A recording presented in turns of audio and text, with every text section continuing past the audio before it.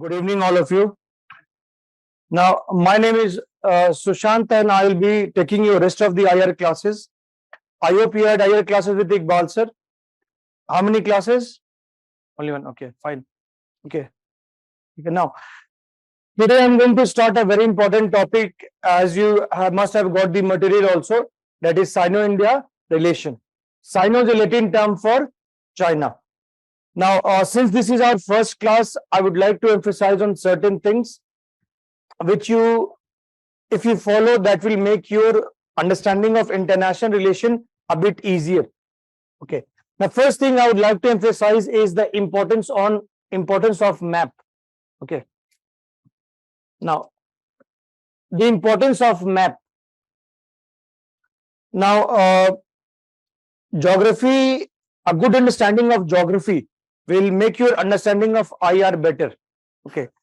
And I hope as an GS student or UPSC students, your rooms must be decorated with maps of India and the world. Okay. So just a friendly advice to you people: before going to sleep, instead of looking at a beautiful picture, look at the map. Okay.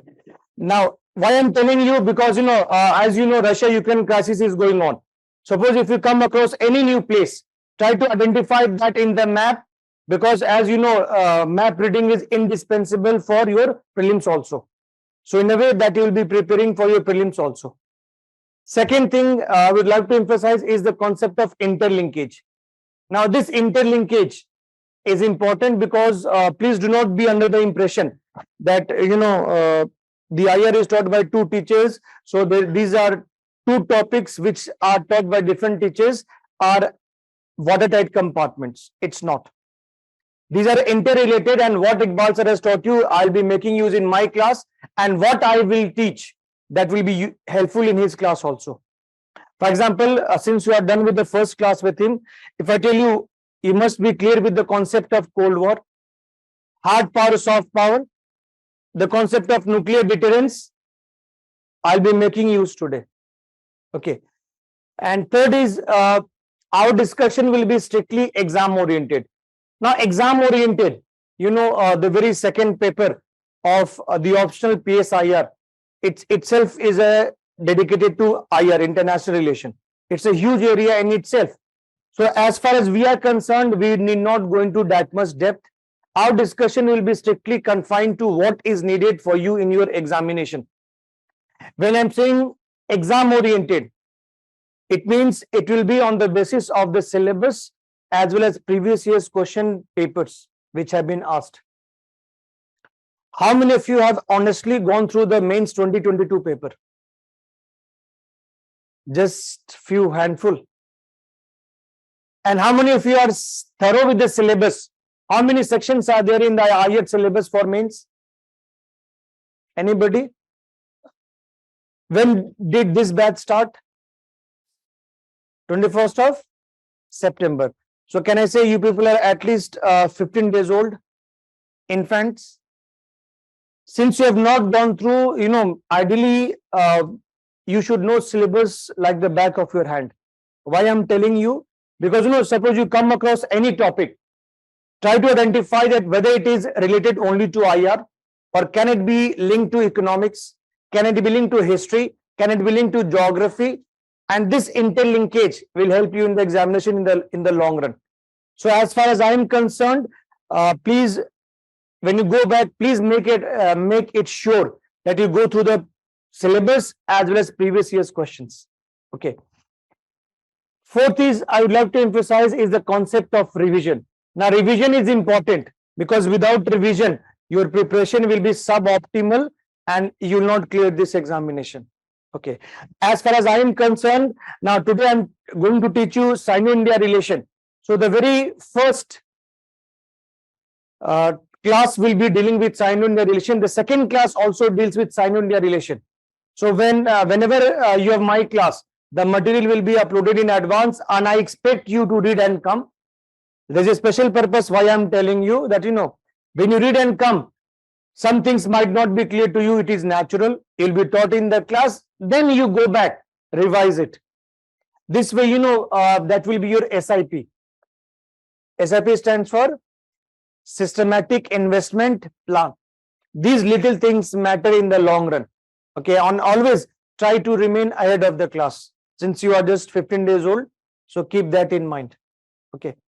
And last but not the least, I would like to emphasize on the concept of that IR is very dynamic. So whatever is being taught to you today, by the time you appear for the examination next year, means many new developments might have cropped up. The basics will remain the same. Try to supplement what has been given to you along with the current affairs. Okay. I hope you know paper 2 and paper 3 are very dynamic in nature. Okay. So keep that thing in mind. Okay. Now let us discuss what all topics I'm going to teach you today. Now, before the start of any topic, I give you the structure of the lecture. Okay. Now, if I say, now, this is the structure of the lecture. I suggest you shall write it down because that gives you a broad overview of which all topics we are going to cover here. Okay. Now, the first is importance of China. I'll be discussing. The topic is, as you know, Sino-India relation. The first I'll be discussing is importance of China. Second, brief history of Sino-India relation in 3 phases.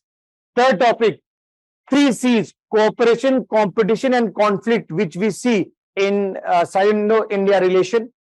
Fourth, and from the examination point of view, you find that 3 and 4 are very important. Topic number 3 and 4 are very important. Okay. Third and the fourth topic are very important. And in fourth topic, I'll be discussing border disputes, Sino-Pakistan nexus, Belt and Road Initiative, geopolitical tussle in Indo-Pacific, finally conclusion. Okay. So write it down fast. And as you know, the biggest challenge before you in the examination, in the main examination, will be finishing paper on time. So write fast, but write in a legible manner. With all due respect to the doctors, you know, do not write in a doctor's writing. That will be deciphered by Prinsep and Cunningham. It should not be become Brahmi script. Okay. So write fast, write legible. Because, you know, your relation with the examiner is like, which I often tell my students also, it's like Newton's third law of motion. Every action has an equal and opposite reaction. So the more smoother you make it for the examiner to evaluate your answer script, the more easier for you will be to extract marks from the examiner. Okay. So write fast. Are you done? Write fast. Okay.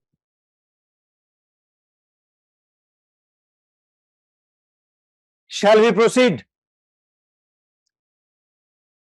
And by the way, keep reading newspapers. Reading newspaper is indispensable as far as IR section is concerned. Okay. Now,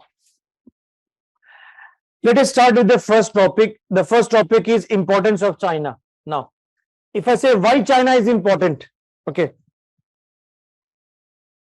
What is the importance of China?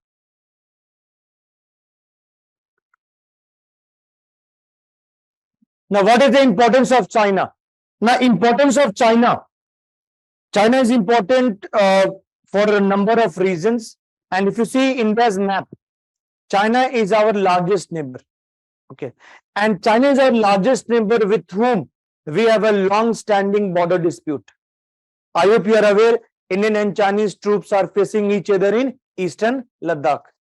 And as a former Prime Minister Vajpayee once famously remarked, you can change your friends, you cannot change your neighbors. Is this true for us also? Whichever part of India you belong to, whether you have good relation or bad relation with your neighbor is immaterial. You have to inevitably deal with your neighbor. So China is important because China is our largest neighbor. And this neighbor is a rising economic and military power. It's a rising economic and military power. Chinese economy is the second largest economy in the world. Indian economy is the fifth largest. But if you compare the second largest and the fifth largest, the gap is almost 5 times. And this greater financial muscle of China is also the reason why China is more influential than India. One of the reason. Okay. Especially in India's neighborhood. Okay. Third, if I say Chinese military power, if I say, I hope we launched a second warship, second aircraft carrier, INS Vikram. China is having 3 aircraft carriers. The third of China is bigger aircraft carrier than India. China is having the world's largest standing army, one of the world's largest navy, and China is also a nuclear weapons power. China is also a permanent member of UN Security Council. So you have to inevitably deal with China, and China is going to challenge US dominance in the world in the recent times and in times to come also. Okay. China is also important for us because China is our second largest trading partner. Now, this second largest trading partner, you find Indian economy is heavily dependent on Chinese economy, and there is a China present in our everyday life. The board which I am using, Chinese. Online students, the class is being conducted through Zoom. You know who owns Zoom? Chinese American. Okay. Diwali is coming. We will be decorating our houses with Chinese lights, and we might be worshipping Chinese made Ganesha also. The last year, which company was the sponsor of IPL? Vivo. And is Vivo facing ED heat now? Yes. Okay. And you'll find that China, when I'm saying its largest trading partner, so China is very important, and China is our largest source of import. It is our largest source of import. So that is why China is also important for India. And China will be a factor in India's foreign policy. Now, China is an important factor in India's foreign policy. Now, whether I discuss India's relation with its neighbors like Bangladesh, like Sri Lanka, or India's relation with great powers like US, Russia, or India's relation with regional and global bodies like UN, BRICS, SCO, you find that no discussion of India's foreign policy with its neighbors, with its great powers, with regional and global bodies is complete without taking Chinese factor into account. For example, you must, if you have been reading newspapers, you must have come across the name of a ship called Yuan Wang 5. This ship, it was a Chinese spy ship. And this ship, Sri Lankan government allowed it to dock at Hambantota port in Sri Lanka, overruling India's objections. Why? Because in Sri Lanka, at this point of time, China is more influential than India. You know, Sri Lanka is almost bankrupt economy. So Sri Lanka was needing an IMF loan. This IMF loan would not have been possible without the help of China. So despite India helping Sri Lanka with $4 billion of aid, that was not much influential in preventing China from allowing Sri Lankan ship. Okay, that I'll discuss again. So this is why China is important for us, and that is why we are going to study China. Having discussed that, the first topic I said, let us move on to the second. Brief history of Sino-India relation in 3 phases. Okay. Now, if I say the brief history of Sino-India relation, we can understand this brief history in 3 phases. This brief history in 3 phases. The first is phase 1, starting from 1950 till 1962. The phase 2, starting from 1962 till 1990, and phase 3 from 1991 onwards. Now, Why I am including the cutoff as 1950? Okay. If you see your material also, please come to page number and 1. Okay. Of the material. Okay. Now, if you see page number and 1, it talks about the history is starts from 1950 to 1962. Now here, why have I included the year 1950? Now, I've included the year 1950 for a number of reasons. Now, 1950 is the year in which India and China established their diplomatic ties. India got independent in the year 1947. There was a revolution in China led by Mao, Chinese head of the Chinese Communist Party, in 1949. So, 1949, there was a revolution led by Mao, and India it was a Cold War period, and India was among the first non-socialist bloc country. I'm saying India was among the first non-socialist bloc country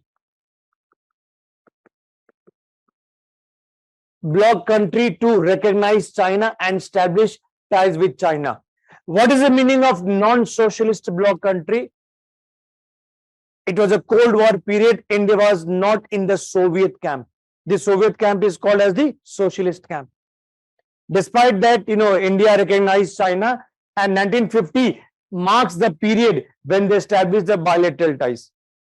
Now, if you say India and China are called as the civilizational states. Now, what is the meaning of civilizational states? Civilizational states means India and China represent not only two distinct nations, they not only represent two distinct territories, two different culture, but they also represent two distinct civilizations whose roots go back to more than 5,000 years. So India and China represent two distinct civilizations. That is why they are called as civilizational states. You must have heard the names of Pai Hen, Yuan Sang, the famous Chinese pilgrims coming to India to study in the Indian universities of Nalanda and Vikramshila. Takshila also. Where did paper come from? China. Which country is the home of tea? Which country is the home of chess? India. Don't say China. Where did zero come from? India. So we find that they had their relationship during this period, and here in 1950 they established their bilateral ties, and we find that initially the ties were like what we say, early years of marriage. Okay, that initially, as you can see, period of friendship and ideological convergence. So it was like a honeymoon period. Okay, in marriage, the first 3-4 years are very rosy, very good, and after some time, husband and wife are at each other's neck, fighting like cats and dogs. Okay, I am married, so I'm sharing my experience with you. Okay. So here it was a honeymoon period, and one slogan which became famous was Hindi Chini Bhai Bhai. Now, Hindi Chini Bhai Bhai, it means Indians and Chinese were brothers. And this, in 1954, they signed an agreement. It was called as a Panchashil Agreement. And this Panchashil Agreement, as the name itself suggests, it talks about 5 principles of Panchashil. And this was to guide the future of India-China relations. Now, Panchashil 5 principles, let us see what these 5 principles are. And if I say that, if we apply these 5 principles in today's time, what are implications of these 5 principles? Let us see first. First says mutual respect for each other's territorial integrity and sovereignty. It means, for example, there is a state in India called J&K. It's not a state now, UT. And there is a Tibet in China. So as per the first principles of Panchashil, China should recognize that J&K is an integral part of India, and Indian sovereignty runs in J&K, and India also recognized that Tibet is an integral part of China.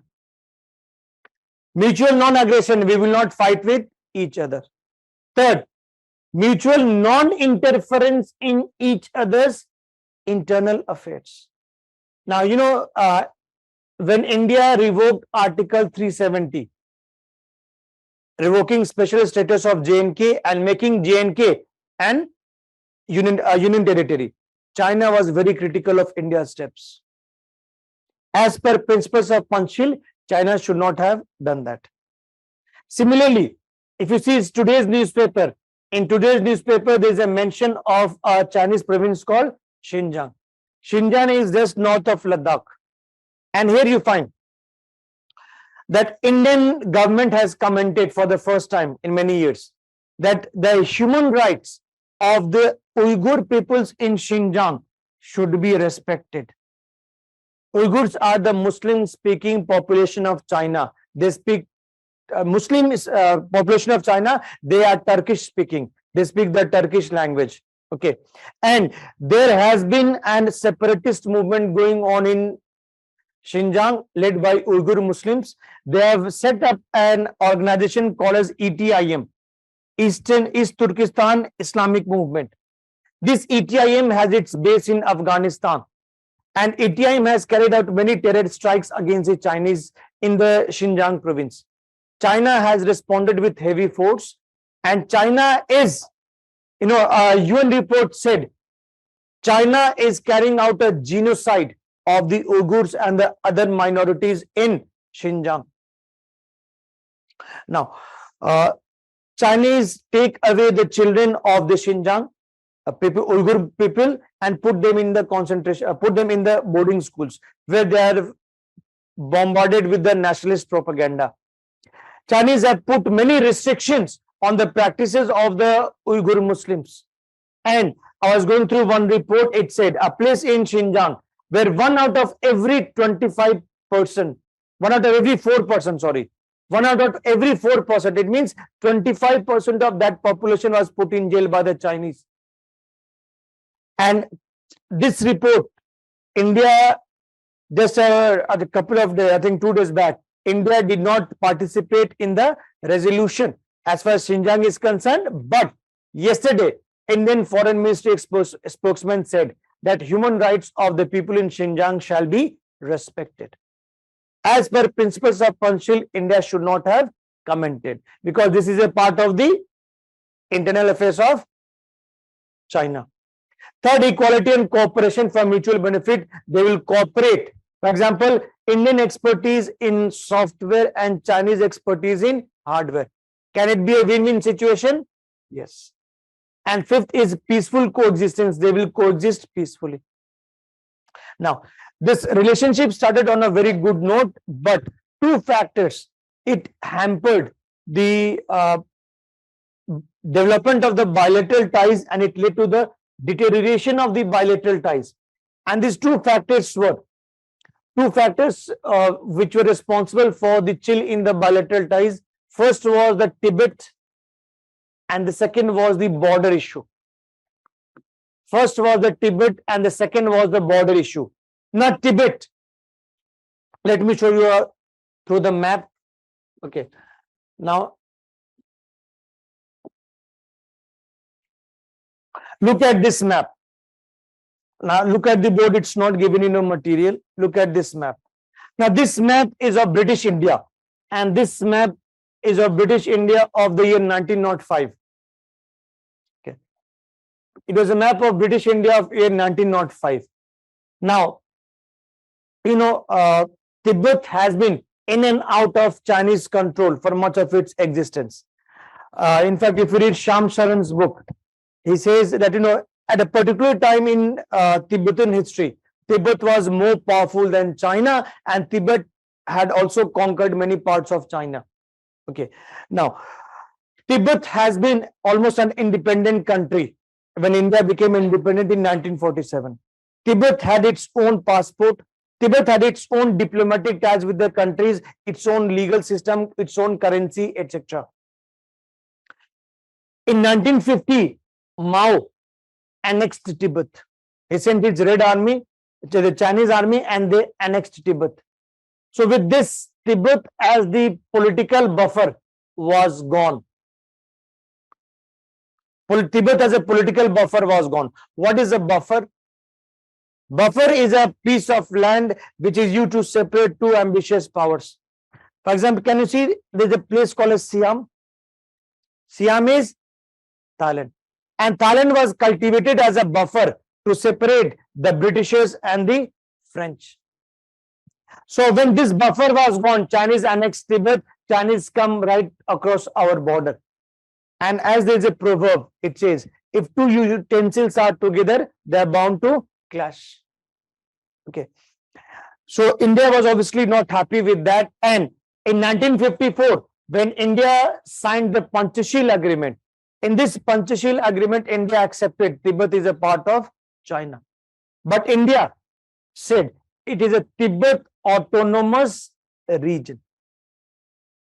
A stands for autonomous. What is the meaning of autonomous? Autonomous means that, while Chinese control over Tibet was recognized, but India also said that Tibet has autonomy. Autonomy means freedom to manage its cultural, social, religious, economic affairs. Okay. So 1954, India accepted Tibet Autonomous Region of China, TAR. Chinese also assured that autonomy of Tibet will be respected, but Chinese started persecuting the Tibets.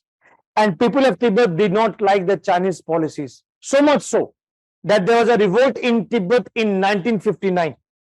And in this 1959, there was a revolt in Tibet, and Chinese suppressed the revolt ruthlessly.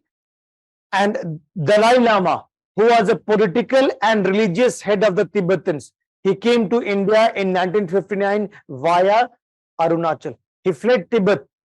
Nehru government gave him political asylum. Asylum means Rajnitik Sharan. Okay.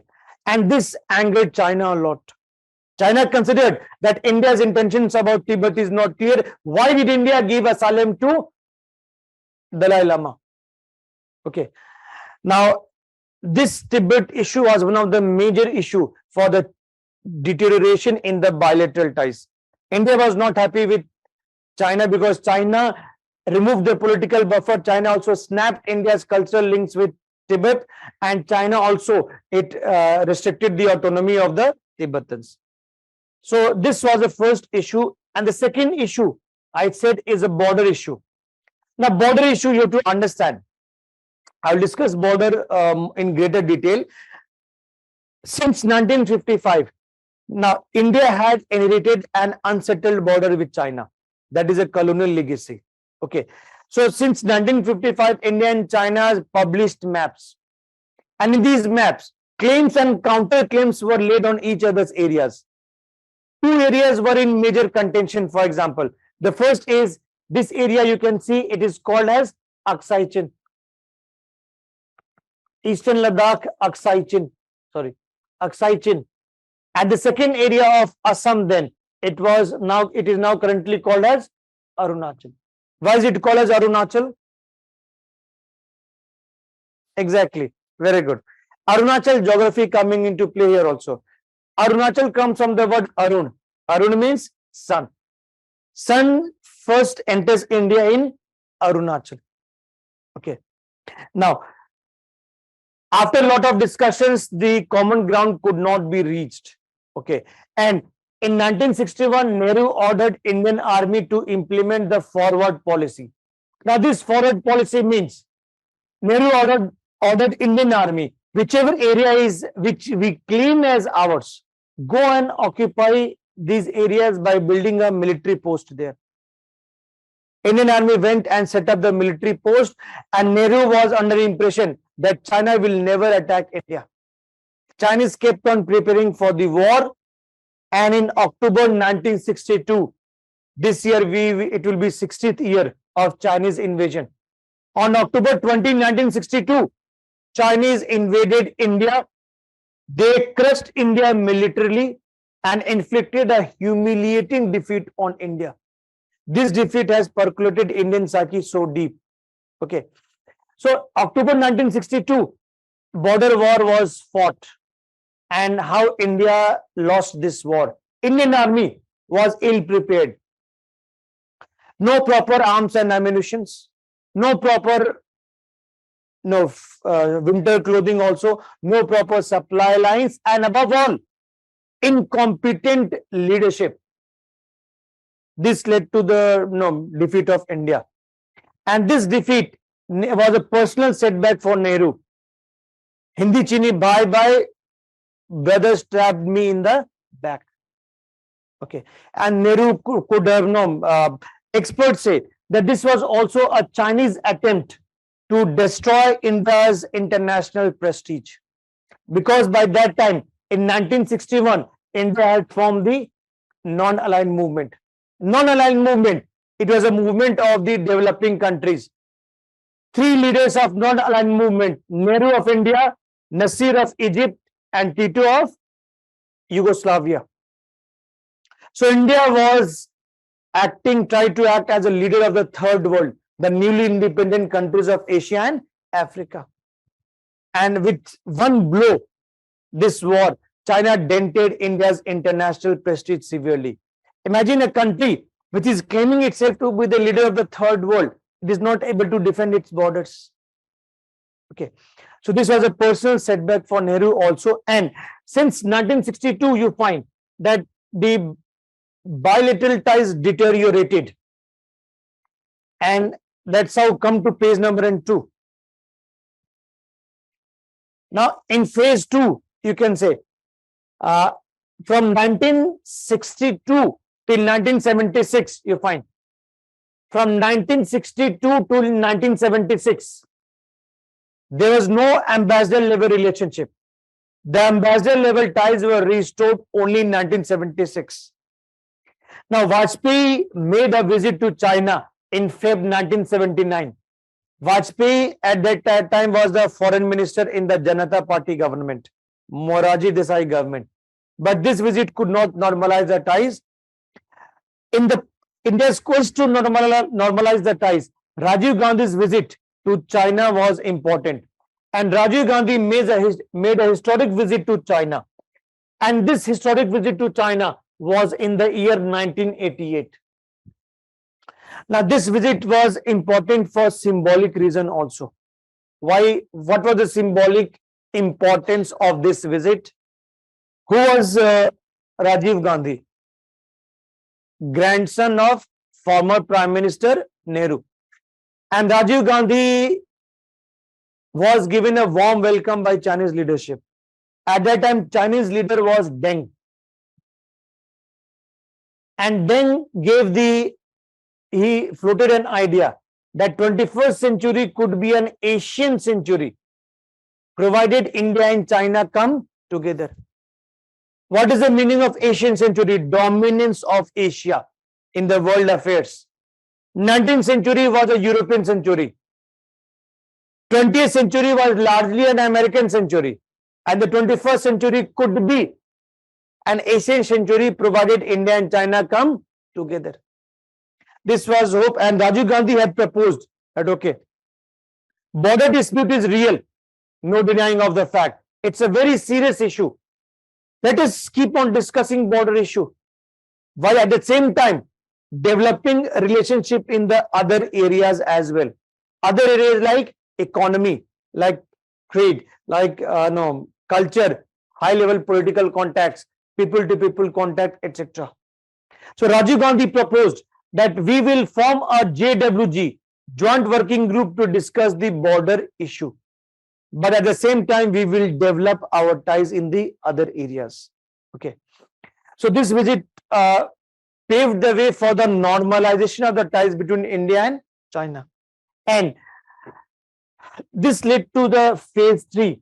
And phase 3, as you can see, phase 3 starts from the year 1991 onwards.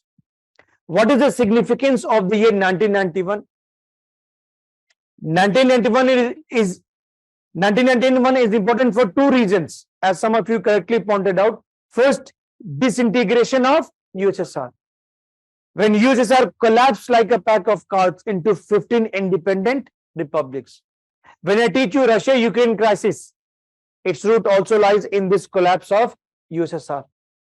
And 1991 was also the year when India launched LPG, new economic reforms.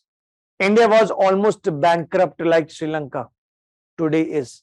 Okay. So 1991 is important for reason of the disintegration of USSR, and it is also important for the LPG reforms which India had launched. LPG stands for liberalization, privatization, and globalization. Okay. Now, since 1991 till the year 2020, since 1991 till the year 2020, India and China, they signed 5 border pacts as far as the border dispute is concerned. Now they signed the 5 border pacts, and they also set up a special mechanism called as the mechanism of the special representatives. And India and China also, they maintained high level political contacts. High level political contacts. This to manage the border dispute is concerned. Now, before I discuss the 5 border pacts, come to page number 3. Can you see the 5 border pacts are given there? Okay. Now, page number 3, 5 border pacts are there. Now, you have to understand. Before I go on to discuss the 5 border pacts, you have to understand that, here you have to understand the difference between 2 lines. First is the line of control. This line of control is called as the LOC. And second is the line of actual control. And line of actual control is the LAC. Line of control and line of actual control. Now, line of control is India and Pakistan's border in the state of J&K. Line of control is an actual line. It's an actual line demarcated on the ground as well as on the maps. And the basis of this line is 2 agreements. First, the 1949 ceasefire line, which was brokered by UN, and the 1972 Shimla Agreement, which was signed between India and Pakistan after the war of 1971. So the basis of this line is these 2 agreements, international agreements. Now, line of control is demarcated on the ground itself. As compared to line of control, the line of actual control has not been demarcated on the ground or either on the map. There is no agreement to demarcate that line, and this line of actual control is the de facto border. It's a de facto border between India and China. It is mere a concept or it is a perception. And this is 3488 kilometer long, starting from Ladakh in the east, Ladakh in the west, till all the way to Arunachal in the east. 3488 kilometer. Okay. Now, and there is no agreement between India and China as far as LOC is concerned. Now, you have to understand that, when I'm saying it is a perception, let me explain it through a diagram also. Now, if you see, if this line, the black line, it denotes the Indian LAC. India says, this is the line up to which I believe that area is under my control. If there is an Indian military post here, now, like the police which patrols the street, police patrols the street, you must be seeing the in night also police patrolling the street. And when police patrols the street, police takes very care that it shall not enter into any other police station's territory, or if it is a border district, it shall not enter into the territory of another state. Okay. Similarly, like police, army also patrols its border. Okay. So if this is Indian LAC, if this is an Indian military post, India will be sending its patrolling party to patrol till last area which India believes it's under control. It is Indian LAC. Similarly, the Chinese will also do the same thing. If suppose this is a Chinese military post, Chinese will be sending patrols to patrol those areas which China believes lies, which is Chinese LAC. So Chinese will be sending its troops to these areas. Okay. Now, for example, yes, the last bench, what's your name? Yes. Yes. Yeah. Akshay. Now, suppose Akshay is China, hypothetically. Akshay is China, I'm in India. So, if I say where my LAC, my line of actual control, my perception is till second last row, Akshay will say his area is till this podium. Okay. So, Akshay will also patrol his area, I will also patrol my area. So, what if Akshay and I come face to face? Mulaqat hogi. So this mulaqat shall not degenerate into mukalat or fight. These 5 border pacts are meant for these things. Okay. So here, if you see this sector, if I define these sectors as, if you see, if I say this is sector A, this is sector B, this is sector C, and this is sector D. Can I say that in sectors A and sector C, there is no difference in perception of the LAC? Because LAC largely overlaps. They agree that yes, in sectors A and sector C, there is no difference as far as LAC is concerned. But if I say in sectors B and sectors D, can I say in sectors B and sectors D, there is a difference of perception? Yes.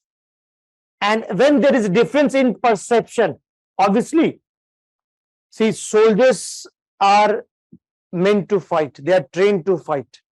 So if Chinese soldiers, Akshay, and Indian soldiers, they come face to face, there needs to be an agreement to manage such differences in B and C. In A and C, no difference in perception, no fight. But in certain pockets where there is a difference in perception, obviously there will be fight. And as a result of that, the 5 border pacts were signed. Now, let me show you map which will make it more clear. Now, if you see, this is the map of J&K. The area under green, as you can see, it is called as POK, or Pakistan Occupied Kashmir. And this area is called as Aksai Chin. It is under Chinese control. Out of this entire state of J&K, only the area marked in white is actually under Indian control. Can you see this area? This area is called as the Sakshgam Valley. Now, this Sakshgam Valley of the Gilgit-Baltistan region in Pakistan occupied J&K, it was given away by Pakistan to China as a gift in 1963. India objected. India considered it is illegal. Why it is illegal? Because it is India's territory. The Maharaja of J&K, Hari Singh, had signed the instrument of accession on October 26, 1947, and J&K merged with India. So, entire territory of the erstwhile princely state of J&K belongs to India. Pakistan ka tha hi nahi. Pakistan gave away illegally.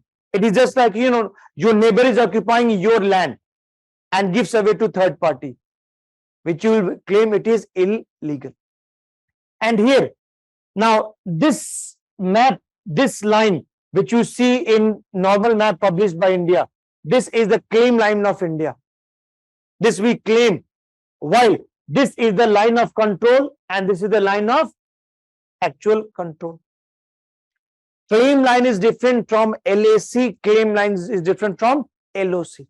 While LOC is actually demarcated on the ground, LAC is not demarcated on the basis of any agreement. It is just a perception. And here, as I said, this LAC,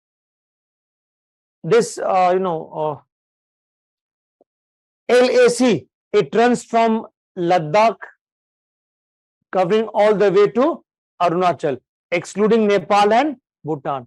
And it is 3488 kilometers long. Okay. So LOC is just in J&K, LAC is entire border.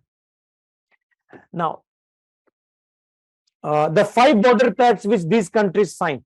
Let us see these 5 border pacts to manage the dispute. Now, there is a special reason why I'm discussing these border pacts. Because China, when it entered into Indian territory in 2020, May 2020, China destroyed all the understanding which was reached as a result of these laboriously concluded 5 border pacts. The first border pact, it says, as you can see, it is called as the Agreement on Maintenance of Peace and Tranquility along the border. And both sides agreed that they should resolve their border dispute through peaceful means and should not use force or threaten to use the force. Peace and tranquility. And you'll be surprised to find that from 1993 till the year 2020, not a single bullet shot was fired as per LAC is concerned. LOC is very volatile. Pakistanis bombard our position, they kill our soldiers, they kill our civilians. We do the same. LAC, it was peaceful. Okay. 1996 agreement on confidence building measures. Now, confidence building measures, tanks, all the heavy arms and equipment shall be reduced, and helicopters and aircrafts were barred from flying within 10 kilometers of the LAC. It was agreed that, whenever patrolling party goes to patrol, they will not be carrying arms. Why they will not be carrying arms? Because if they meet, if Akshay and I meet, if we are carrying arms, there will be tendency to use the arms in case of fight. Soldiers are not trained diplomatically that when there is a difference, let us sit and do chai pe charcha. It's not. They are meant to fight. And that is how, to ensure that such a face-off does not result in a violent conflict, it was agreed. Okay. And here we find the agreement, 2013 agreement, for example, it talked about what protocols to be followed in case a patrolling party comes face to face. The protocol was they will raise the banner, that we will be raising the banner in Chinese, that Chinese go back. Or Chinese will be raising a banner in English or Hindi, that you Indians get out from here. And the local commanders would be meeting to diffuse the situation. A lot of protocols were signed. All these were agreed now. All these were agreed, and this leads me to the next, that is 5 border pacts I have discussed. Second is special representatives. Come to page number 4. Now, special representatives, as you can see on page number 4. Now, special representatives is, in 2003, India and China appointed special representatives. And special representatives, as you can see. Now, these special representatives are basically, are dedicated high-ranking officer from both the countries who will be entrusted with the task of negotiating the resolution of the border disputes. As far as India is concerned, the special representative for India is National Security Advisor. Who is India's National Security Advisor? Ajit Doval. The Pakistanis criticize him that he is Ajit the Devil. Okay. And second is in Chinese, is the State Counselor, who is also the current foreign minister of China, Wang Yi. When they met in 2003, the special representatives agreed for a three-phase of border dispute resolution. The first phase was, as you can see in the box, the two sides agreed to a three-stage process. The first stage is the guiding principles and political parameters, basically on which criteria the border dispute needs to be settled. Second is a framework of technical agreements. Now, these technical agreements would be, for example, if there is a river flowing between India and China, they will agree that this is Indian area, this is Chinese area. If there is a mountain, they may agree for mountain as the boundary where the southern side becomes India and the northern side becomes China. Framework of agreements. Third is the actual delineation and demarcation of the boundary on the map. On the ground, it will be demarcated. And this is like what the partition line was demarcated on the ground in 1947. The partition line is called as the Radcliffe line. The India's border with West Pakistan and East Pakistan was called as Radcliffe line. And there are many interesting anecdotes regarding that. In some of the cases, the line passed through the house, so that one part of the house was in India, another part was in Pakistan. We are on this side of the metro, often students. So this becomes India, Karol Bagh becomes Pakistan. It's like that. And if I show you on the map, now this red line in the map which I showed you is the Radcliffe line. This is the Radcliffe line. At that time, Bangladesh was called as East Pakistan. So now Radcliffe line forms India's international border with Bangladesh as well as Pakistan, excluding J&K. In J&K, it becomes LOC. Okay. Now, here we find that when Indian and Chinese representatives, they met in 2005, they already agreed for the first stage. That they have agreed that first stage on which criteria the border will be settled, the agreement has been signed. Now, since 2005 till 2019, when the last meeting was held, they have not been able to conclude the second stage because of the huge difference between Indian and Chinese positions. Okay. So here you find that the special representatives have been meeting, but they have not been able to arrive at an agreement.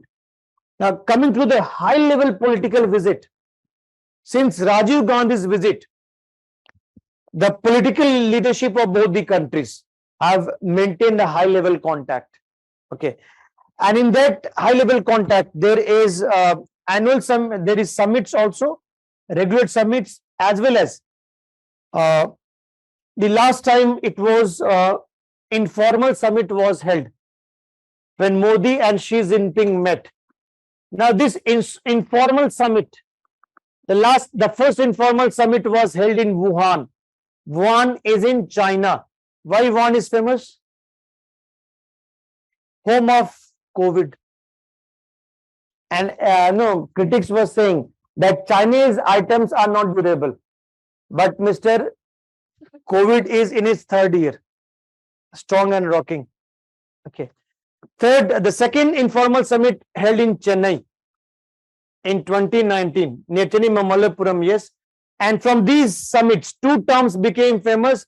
First is called as Wuhan Spirit, and second is called as the Chennai Connect. Now, Wuhan Spirit and Chennai Connect. Now, answer me honestly. How many of you have ever been, online students including, how many of you have ever been called by the principal to bring your parents to the school? All. Okay, girls are also the online students. Okay, good. Now, when principal met your parents, The principal was meeting, it was an official meeting, formal meeting. The principal was meeting in his capacity as the head of the institution, and your parents were meeting in the capacity as the head of the guardian of the child, basically. And what was the agenda for discussion? Your mischief. You may have broken a school window or broken somebody's head, or now since Diwali is coming, blasted bomb in principal chair or staff room, whatever. So formal meeting, agenda was fixed, and it was between principal and the parents. Now imagine if the principal calls your parent and says, why don't you come to my home? We'll have a chai pe charcha, and we'll be discussing all the issues, not only about your child, your truant, mischievous child, but we'll also be discussing our areas of interest, like how Brahmastra crossed 400 crores. Okay. Or, what is the status of politics and economy, all these things, common interest. One-to-one meeting without any fixed agenda and extensive discussions. This is informal meeting. So Modi and Xi met. The president of China is Xi Jinping. Modi and Xi Jinping met twice, one-to-one, direct, frank talks without any fixed agenda and direct talks between them. Now, Xi Jinping, he is the most powerful leader in China after Mao. There are only 3 Chinese leaders whose ideas are incorporated in the Chinese constitution. First, Mao. Second, then third is Xi.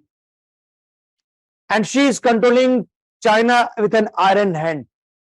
Now, Chinese leadership decided that there will be a leadership transition every 10 years.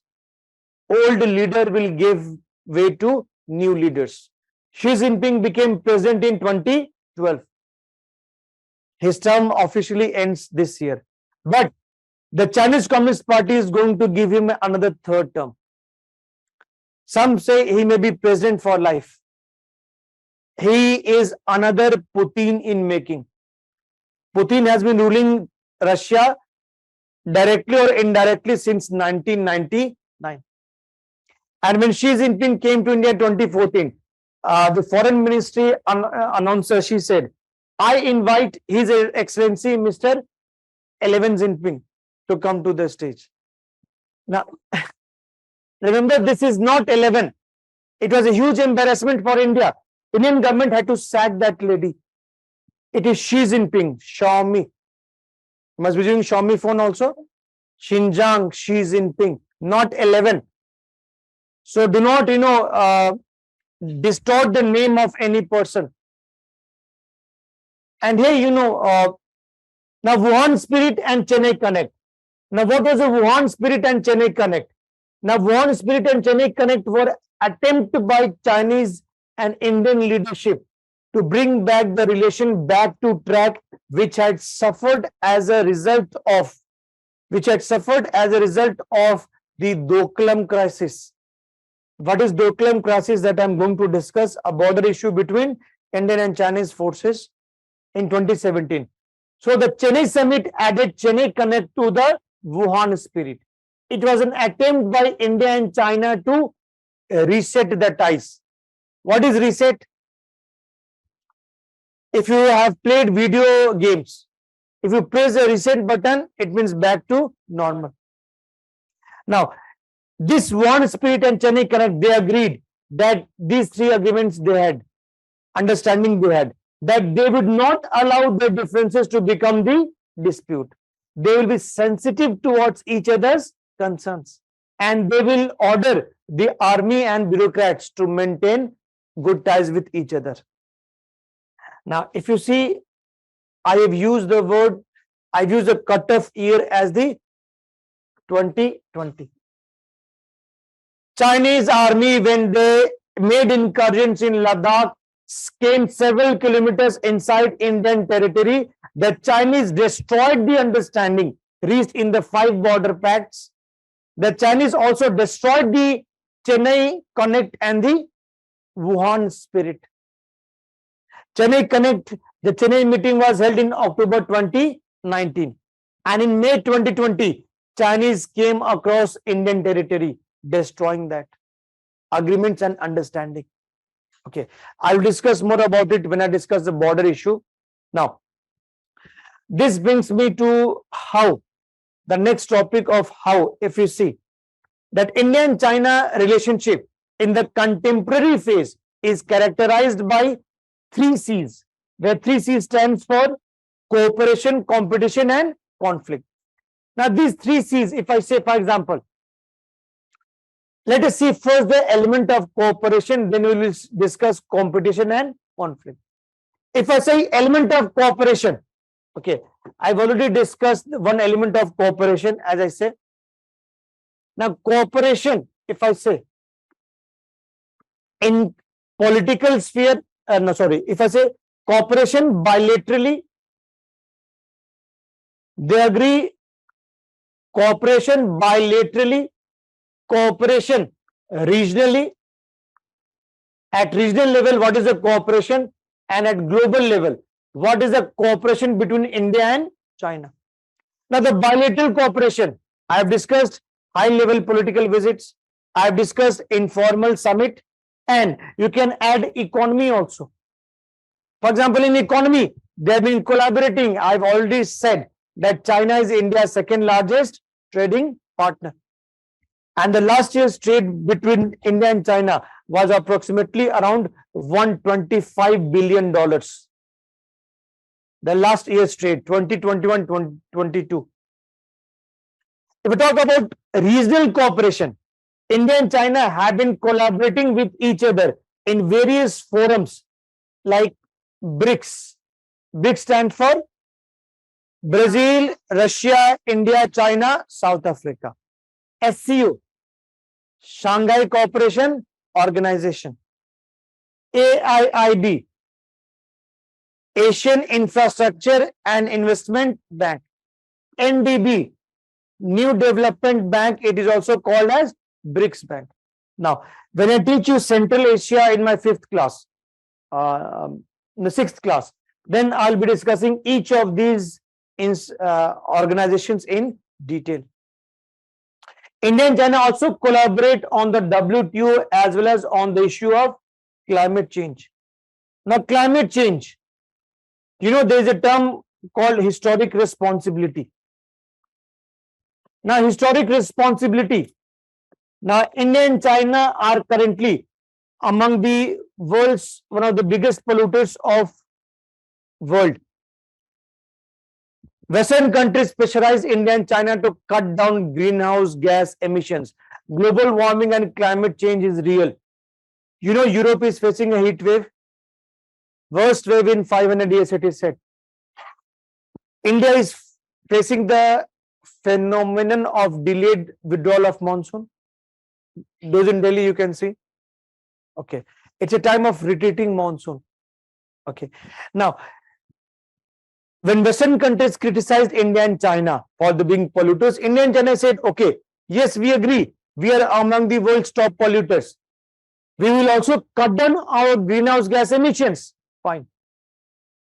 But the primary responsibility for polluting the atmosphere lies with the Western countries. They have been polluting the atmosphere since 1750s industrial revolution. And when now our turn comes for development, you are raising the issue of global warming and climate change. We agree that we also have responsibility, but whose responsibility is primarily? It is your countries, Western countries. And you are supposed to help us through finance and through technology transfer. For example, you must be seeing, all of you, you must be seeing vehicles with the green number plates. What are these? EV, electric vehicles. So India can say, Mr. Biden, you pressurize Mr. Elon Musk of Tesla. Tesla makes electric cars. That you transfer that technology of Tesla's electric cars to India. We will reduce, we'll shut down our petrol pumps, we'll boost EV, and that will automatically cut down the greenhouse gas emissions. So transfer of fund and transfer of technology. And India and China, largely, they agreed on the concept of historic responsibility. Okay. Now, So this is the element of cooperation which they have been doing. And if I say the element of conflict and competition, now in this element of conflict and competition, which I'll be discussing. So today I'll be taking up two elements of conflict and competition, which we can see in the border dispute as well as Sino-Pakistan nexus. So I will leave you today only after finishing Sino-Pakistan nexus. Okay. Now, if you have any questions, ask on the condition that any questions related to border dispute, McMahon line and others that I'm going to discuss extensively in the border dispute, including the current standoff in Eastern Ladakh. So if you have any questions apart from that, please ask. Yes, online students also. Yes. नीचे नीचे नीचे सबसे नीचे. Any doubt? Now, Shah Chintan is asking why China used veto power against India. Now, Shah, I will discuss that when I discuss Sino-Pakistan nexus. Please wait. Yes.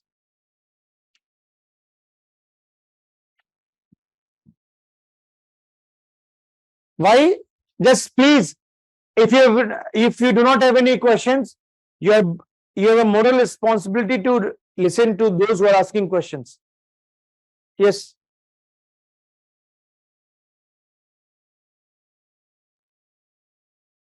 It's not demarcated. It's accepted as official, de facto. 1993 agreement accepted that.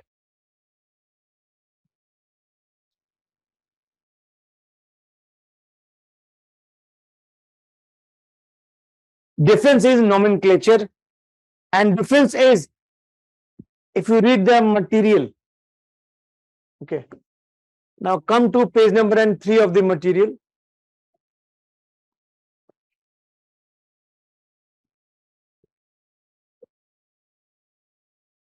I've included a difference in LSC and LOC. And if you see, the line of control is an actual line. As I said, the line of control is actual line. It was designated as LOC in 1972, and it is delineated on a map and marked on the ground also. It is having the status of a legal agreement. The LSC is in contrast only a concept. They agree that, okay, the area which you believed is under your control, we'll call it LSC. It was finalized in the 1993 agreement, but there's been no agreement to demarcate it on the ground. No agreement to actually demarcate it on the map also. So just a concept.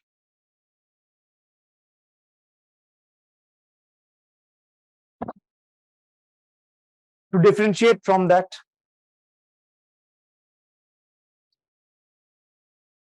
Now, it is actual control in both. The difference is, now you have to understand the difference. Okay.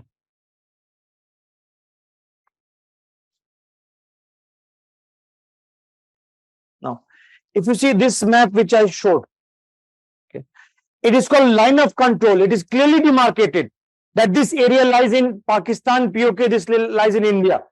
In LSC, it is not demarcated even. It's just a concept.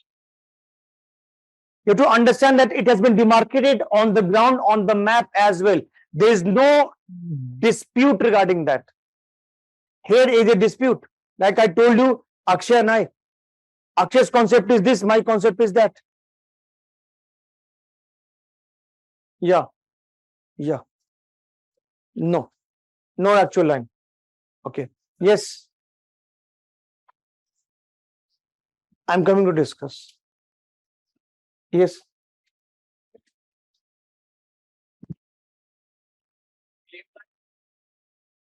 In the claim line. This Aksachi is in the claim line. Okay. Yes.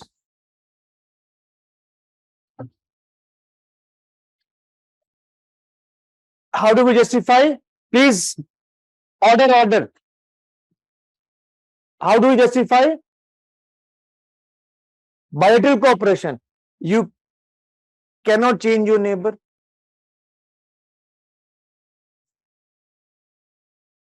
Why not? There has been cooperation. Rajiv Gandhi is tried to impress that since 1988. There has been cooperation. I discussed bilaterally, regionally. India and China are founding members of AIIB. They are founding members of NDB, for example. There has been cooperation. Bilateral, I also discussed high-level political visits. There is regular official visit between bureaucracy. There is economic cooperation, people-to-people contact. Aren't you aware that many Indians also go to study in China, especially medicine? Is it not part of cooperation? Yes. Yes.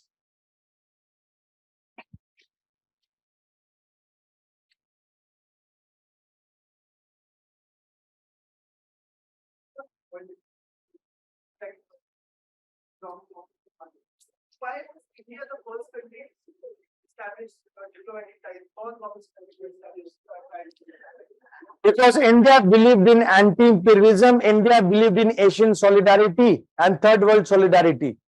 And India believed its moral responsibility to support Mao. India believed that Mao represented the majority of the Chinese population, not Chiang Kai-shek, who had fled to Taiwan. So due to different reasons, anti-imperialism, anti-colonialism, third world solidarity, good neighborliness, the image of China as a great power, an Asian country, third world country, India accepted that. You'll be surprised to find that even after 1962 war, India continued to support the Chinese Communist Party, the PRC, People's Republic of China, claimed to a permanent seat in Security Council, even after the war. Because India believed in giving the devil its due. Okay. Now Vinay is asking why this line is coming. I'm not able to see it clearly. Sir, as the treaty is signed for no military power exercise, but they killed our major. Now, Vinay, I'll be discussing this when I discuss border dispute. They killed our colonel, not major. Okay. Water bodies that I'll be discussing in water dispute. Please see, I'll be discussing that in the water dispute. We have also to discuss. Okay. LOC border was as per the 1972 agreement based on the 1949 ceasefire line marked by UN. Yes. मैंने बोला बच्चे आप रुक जाओ border dispute I will be ध्यान रखो I am coming to that extensively I will discuss yes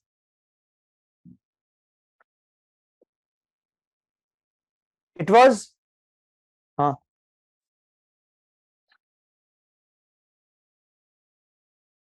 last part I'm not able to hear. Please maintain silence. Are you able to hear his voice? Help your friends louder. Huh.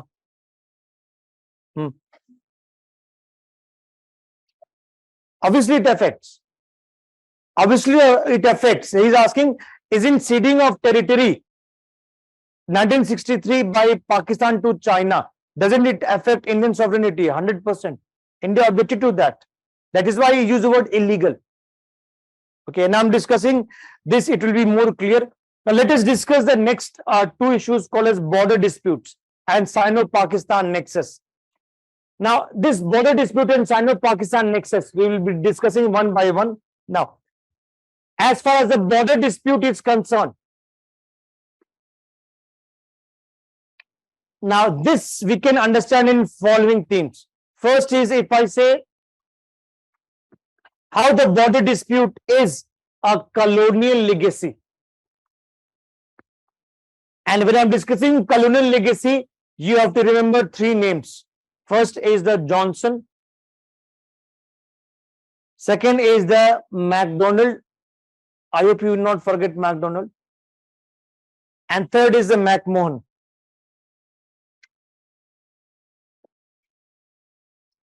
Second is what are the three sectors of dispute? Third is what is the importance of Tibet?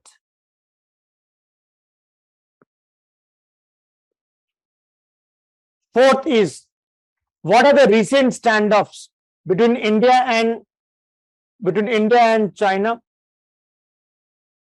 And recent standoff in two areas in particular. First is the Doklam 2017. It happened in 2017. And second is the Eastern Ladakh. Now, this Eastern Ladakh, it is continuing since May 2020.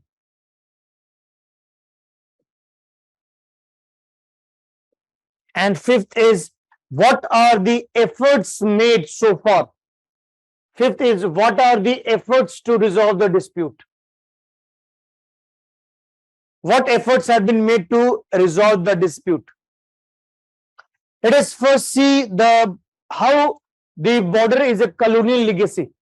Okay. Third is importance of Tibet. IMP, importance of Tibet. Okay. Fourth is recent standoff, and fifth is the efforts. What efforts India and China have made to resolve the dispute.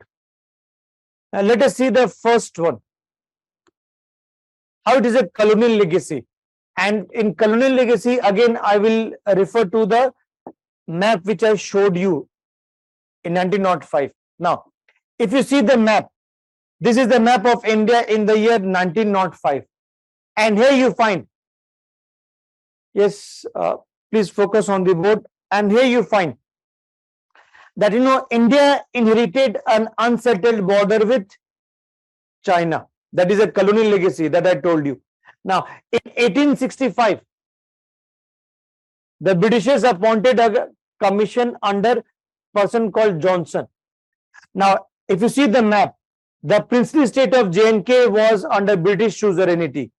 And the Britishers were to decide the foreign and defense affairs of the princely states.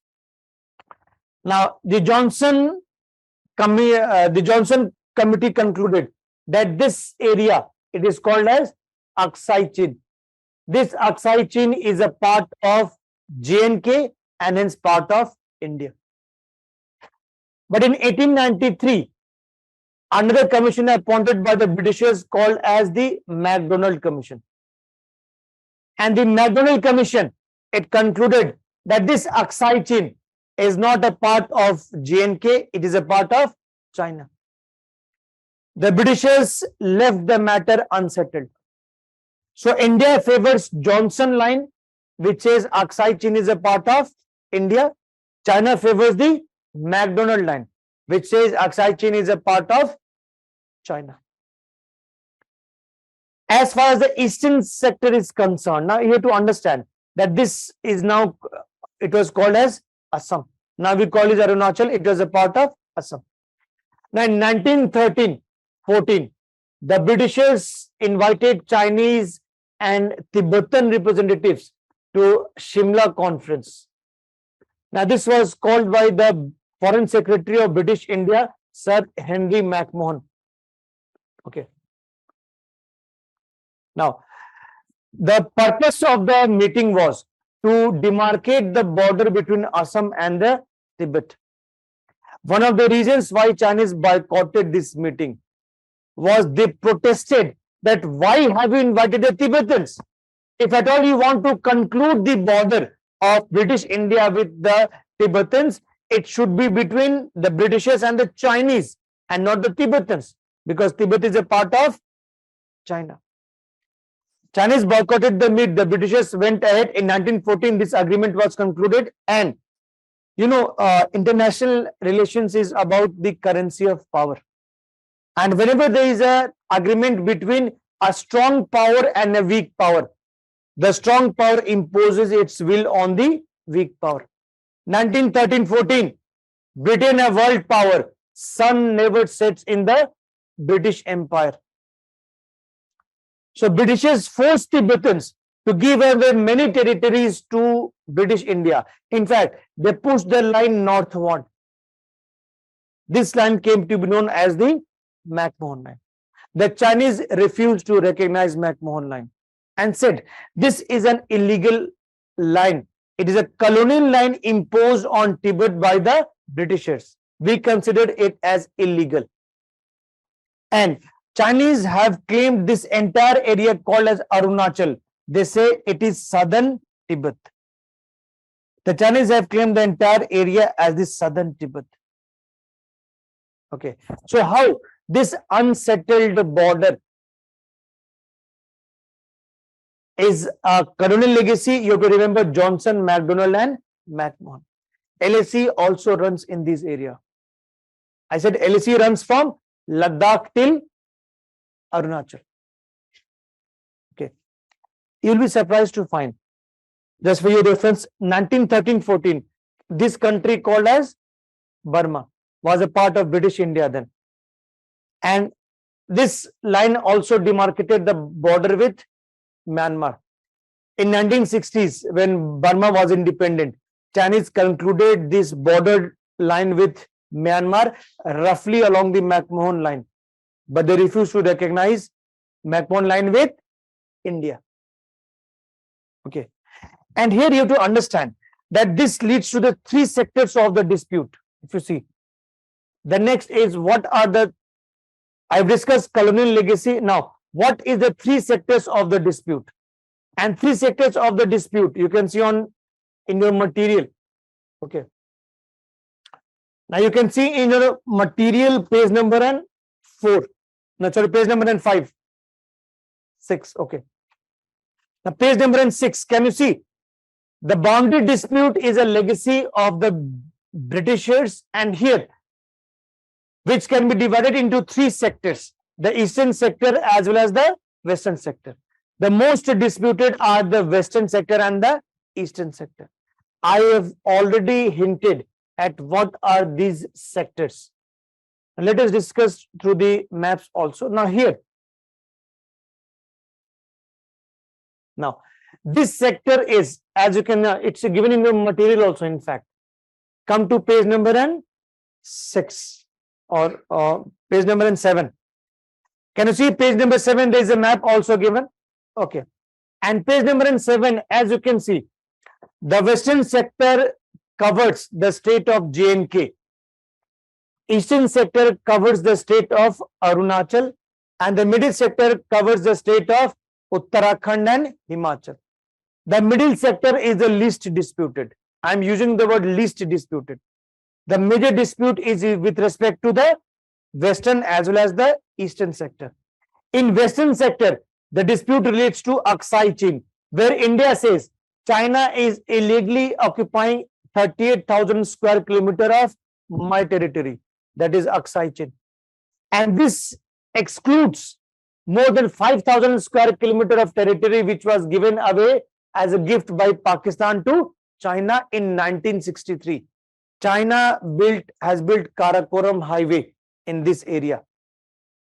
The Chinese on the other hand say, you Indians are occupying 90,000 square kilometers of my territory, which I call as southern Tibet, and it covers the entire Arunachal.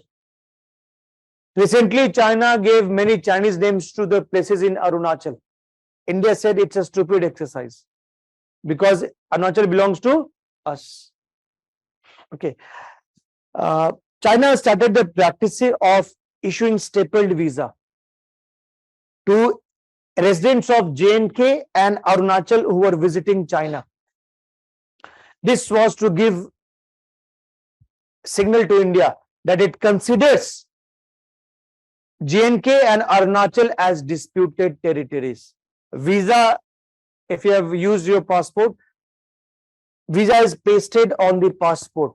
It's not stapled. And since 2010, India also did. Since 2010, India has stopped endorsing one China policy in any of the joint statements in the past 12 years. India has stopped repeating that we will also not agree on one China principle, that one China policy, that Tibet is a part of China. We will not, India has refused to include it in any of the joint statement. In fact, you know, an IAS officer from Arunachal, he was supposed to go on a visit to China. China refused to give him visa. Reason why? Why do you need visa to visit a foreign country? And China said, this is southern Tibet. This gentleman is coming to his home country, Tibet. So why he doesn't need a visa? Indian government said, thank you very much. that visit was cancelled. Okay. So Arunachal, no, this brings us to the issue that why Tibet is, Tibet is at the heart of India-China border dispute. Next page, I've included a write-up on importance of Tibet. Okay. Can you see the write-up on importance of Tibet? Yes. Now, on page number 9, I've included importance of Tibet, and page number 8. Can you see I've also included a write-up on the 5 fingers of Tibet strategy. So this brings us to the discussion of what is the importance of Tibet. Now, as far as importance of Tibet is concerned, now, Tibet is important for a number of reasons for both India and China. In fact, Tibet lies at the heart of India-China border dispute. Please focus on the board. Whatever I am explaining is given in the material. Okay. Now, here you have to understand what is the importance of Tibet. The importance of Tibet is political importance. Importance of Tibet is strategic importance. Importance of Tibet is religious importance. And importance of Tibet is economic importance. The political importance of Tibet. Remember, India was unhappy because the political buffer was gone. And why Chinese were unhappy? Because you gave political asylum to Dalai Lama. Dalai Lama, I told you, was the political and the religious head of the Tibetans. Now, Dalai Lama is the 14th Dalai Lama, and Dalai Lama is the symbol of Tibetan resistance against Chinese annexation. Now, India has said Dalai Lama is an honored guest in India. And whenever any foreign dignitary meets Dalai Lama, China becomes very angry. China acts like, the cat on a frying pan. Okay. Now, Dalai Lama recently, a high-ranking US representative, she came to India and she met Dalai Lama. China criticized her visit. Now, China believes that India's intentions about Tibet is not clear. Though India has not allowed Tibetans to carry out anti-Chinese activities on Indian soil. Where is Dalai Lama based? Dharamshala. It is in Himachal. It is also called as the seat of the Tibetan government in exile. Okay. Now, Modi, Prime Minister Modi tweets a lot. In 2017, he tweeted Dalai Lama, Sarji, happy birthday. Now, a simple birthday wish, but the message was not lost to China. An Indian Prime Minister wishing Dalai Lama. 2017, Dalai Lama went to Arunachal. China criticized the visit. India rejected it. India said, Dalai Lama has gone there in his religious capacity. There was a religious function in Tawang. But the message was not lost to Chinese because who hosted him? Arunachal Chief Minister. Pema Khandu, BJP Chief Minister. Who was present there?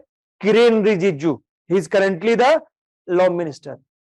Himself a Buddhist from Arunachal. India summarily rejected China's claims. And this year, Prime Minister Modi did not tweet. He called Dalai Lama and said, Sarji, happy birthday. Okay. Dalai Lama had to visit a monastery in remote part of Ladakh. Indian Army provided its helicopter, and who received Dalai Lama there? Indian military commander. Okay. So message was not lost to China, and Dalai Lama recently has been given highest civilian award of Ladakh. What is Ladakh? Who controls Union territory? Who gave the award indirectly? Central government. Okay. This is because of Chinese policies which are not part of, which are not, India's favor. I discussed about stapled visa also. Okay. And, Tibetans, Tibet is also important for religious reasons. Now, you have to understand. In Tibet hierarchy, number 1 position is occupied by Dalai Lama, and number 2 position is occupied by Panchen Lama. Now this Panchen Lama is number 2 in hierarchy, and Dalai Lama endorses Panchen Lama endorses choice of Dalai Lama as per Tibetan tradition. Now in 1995, Dalai Lama appointed a child in Tibet as the next incarnation of Panchen Lama. And Chinese kidnapped that original Panchen Lama. Since 1995, nobody knows where he is. Not only he, but his family, the entire family. China says all is well, don't worry. China instead appointed its own Panchen Lama. And this Panchen Lama is a puppet of China. The reason is Dalai Lama is going to, obviously he's a 85-plus-year-old gentleman, and he is going to nominate his next successor, who will be the 15th Dalai Lama. And who will endorse 15th Dalai Lama? Panchen Lama. Where is original Panchen Lama? Nobody knows. Who is Panchen Lama now? Chinese puppet. And this is the reason. So China fears that if the next Dalai Lama is also anti-Chinese, it will keep on questioning Chinese annexation of Tibet. And there's a place in Arunachal called as Tawang. Tawang is having one of the largest monasteries. It is in Western Arunachal. Tawang is having one of the largest monasteries of Tibetan Buddhism, which incidentally is outside Chinese control. China has been controlling Tibet with an iron hand. And Chinese have been following out persecution of the Tibetans. China is destroying Tibetan culture.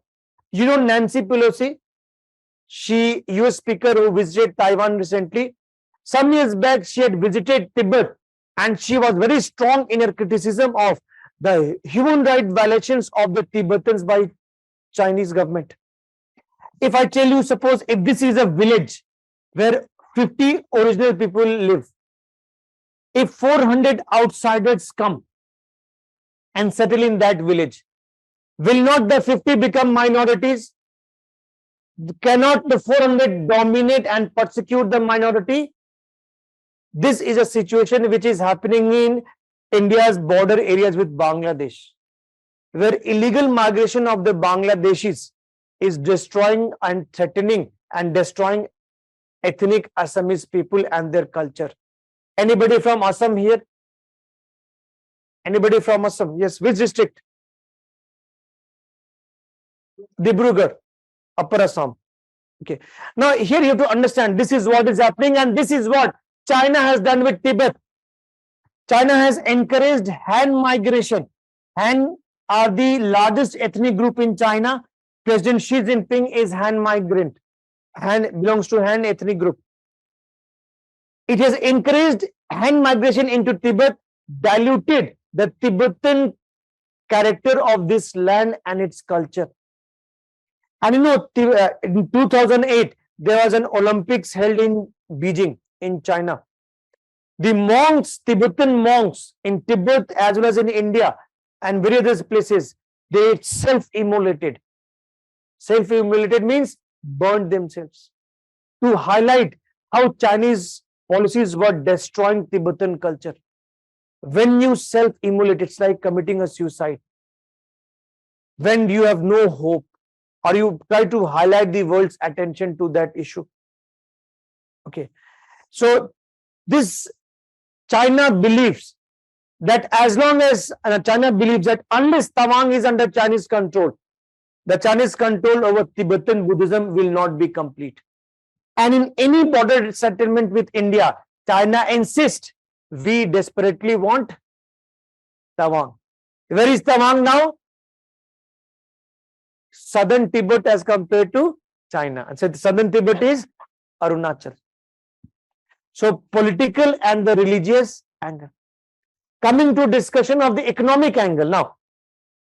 Tibet accounts for 40% of minerals in China. So can I say Tibet is like Chhattisgarh and Jharkhand of China? Very important for China. But coming to the strategic reasons, what is the importance of Tibet? Now, strategic reasons you can understand. in terms of the infrastructure and in terms of the water resources also. Chinese have built world-class infrastructure in Tibet, connecting Tibet. Roads, railways, highways, airports, massive. They've even connected Tibet with the bullet train coming right up to Arunachal border. Where in India the first train, the bullet train is scheduled to run? Mumbai and Ahmedabad. Now Mumbai and Ahmedabad are commercial centers of India, and China have connected non-commercial centers with bullet train. Now, the gap between the quality of infrastructure in Tibet and Indian border areas is huge. And any civilian infrastructure can be used for military purposes also. If you have been reading newspapers, you will find Indian Air Force landing its aircrafts on the expressways. Why? In event of need, it can be used as the runway. So it is said that huge military, huge infrastructure in Tibet, which China has built, it allows China rapid military mobilization in case of a war with India. It is said that if China has to move an entire division of the army, it will take Chinese government 3 days. But for India, more than 10 days. So who will have the early advantage in military mobilization? Chinese. Water crisis. Now, water issue, for example, if I give you example now, I guess how many of you are from outside Delhi? Large, almost the entire class. Okay. Now, online students also maximum will be from outside Delhi. Now, if I say, imagine that you are living on the ground floor. Okay. And you have a panga with your neighbor living on the 4th floor. Now, this floor neighbor has access to the terrace. And in terrace, you have the water tank. So, if your neighbor disturbs the water supply, means turning the tap off, how will you feel? Coming to the class, no water. Whichever part of India you belong to, you may have not faced a water crisis or water scarcity. But once you are in Delhi, water scarcity. So when you go back your hometown, you will appreciate water, a value of water. Now, imagine if this is India, this is China, this is Tibet, and the tanks are Indus, Brahmaputra, and Satluj. So what allows China to curtail water supply to India in case of a conflict with India? Its control over Tibet. Okay. This is why India fears that China may use water as a political tool in case of any conflict with India. And what enables China to do that? Its control over terrace, which is Tibet. And this brings me to the 5-finger strategy of Tibet. Now, if you see 5-finger strategy of Tibet, it was given by Mao. And just listen here. Mao said, if palm of the right hand is Tibet, the 5 fingers are Ladakh, Nepal, Bhutan, Sikkim, and Arunachal. If we control palm, we can control the fingers also. And what is the importance of these 5 fingers? You find. Now the importance of, now no murmuring in the class. You will not speak unless I allow you to speak. There has to be some decency, some decorum maintained in the class. If you at all you want to chat, you are free to go outside and come back. But as long as you are sitting in the class, you shall not exercise your vocal cords. Exercise only your gray matter. I hope you know gray matter of your brain. Okay. So no, please maintain some decorum in the class. Now here we find what is the importance of these 5 fingers of Tibet. Okay. Now these 5 fingers of Tibet, just see. Mao said, if you see the first finger is Ladakh, second finger is Nepal, third finger is Sikkim, fourth finger is Bhutan, and fifth is Arunachal. If you control Ladakh via Pakistan, you can get access to the Arabian Sea. If you control Bhutan via Bangladesh, you can get access to the Bay of Bengal. If you control Nepal, you can strike at India's heartland, Hindi heartland, UP and Bihar gone. Okay. Sikkim. Sikkim is important. Can you see this narrow piece of land? It is called as the, yeah, I know, chicken snake. It is called as the Siliguri corridor officially. Now, Siliguri corridor, or it is also called as a chicken snake. Why chicken snake? Because like chicken snake, it's a very narrow piece of meat. This is also a choke point for India. And if this choke point is closed, India's access to the northeast will be finished.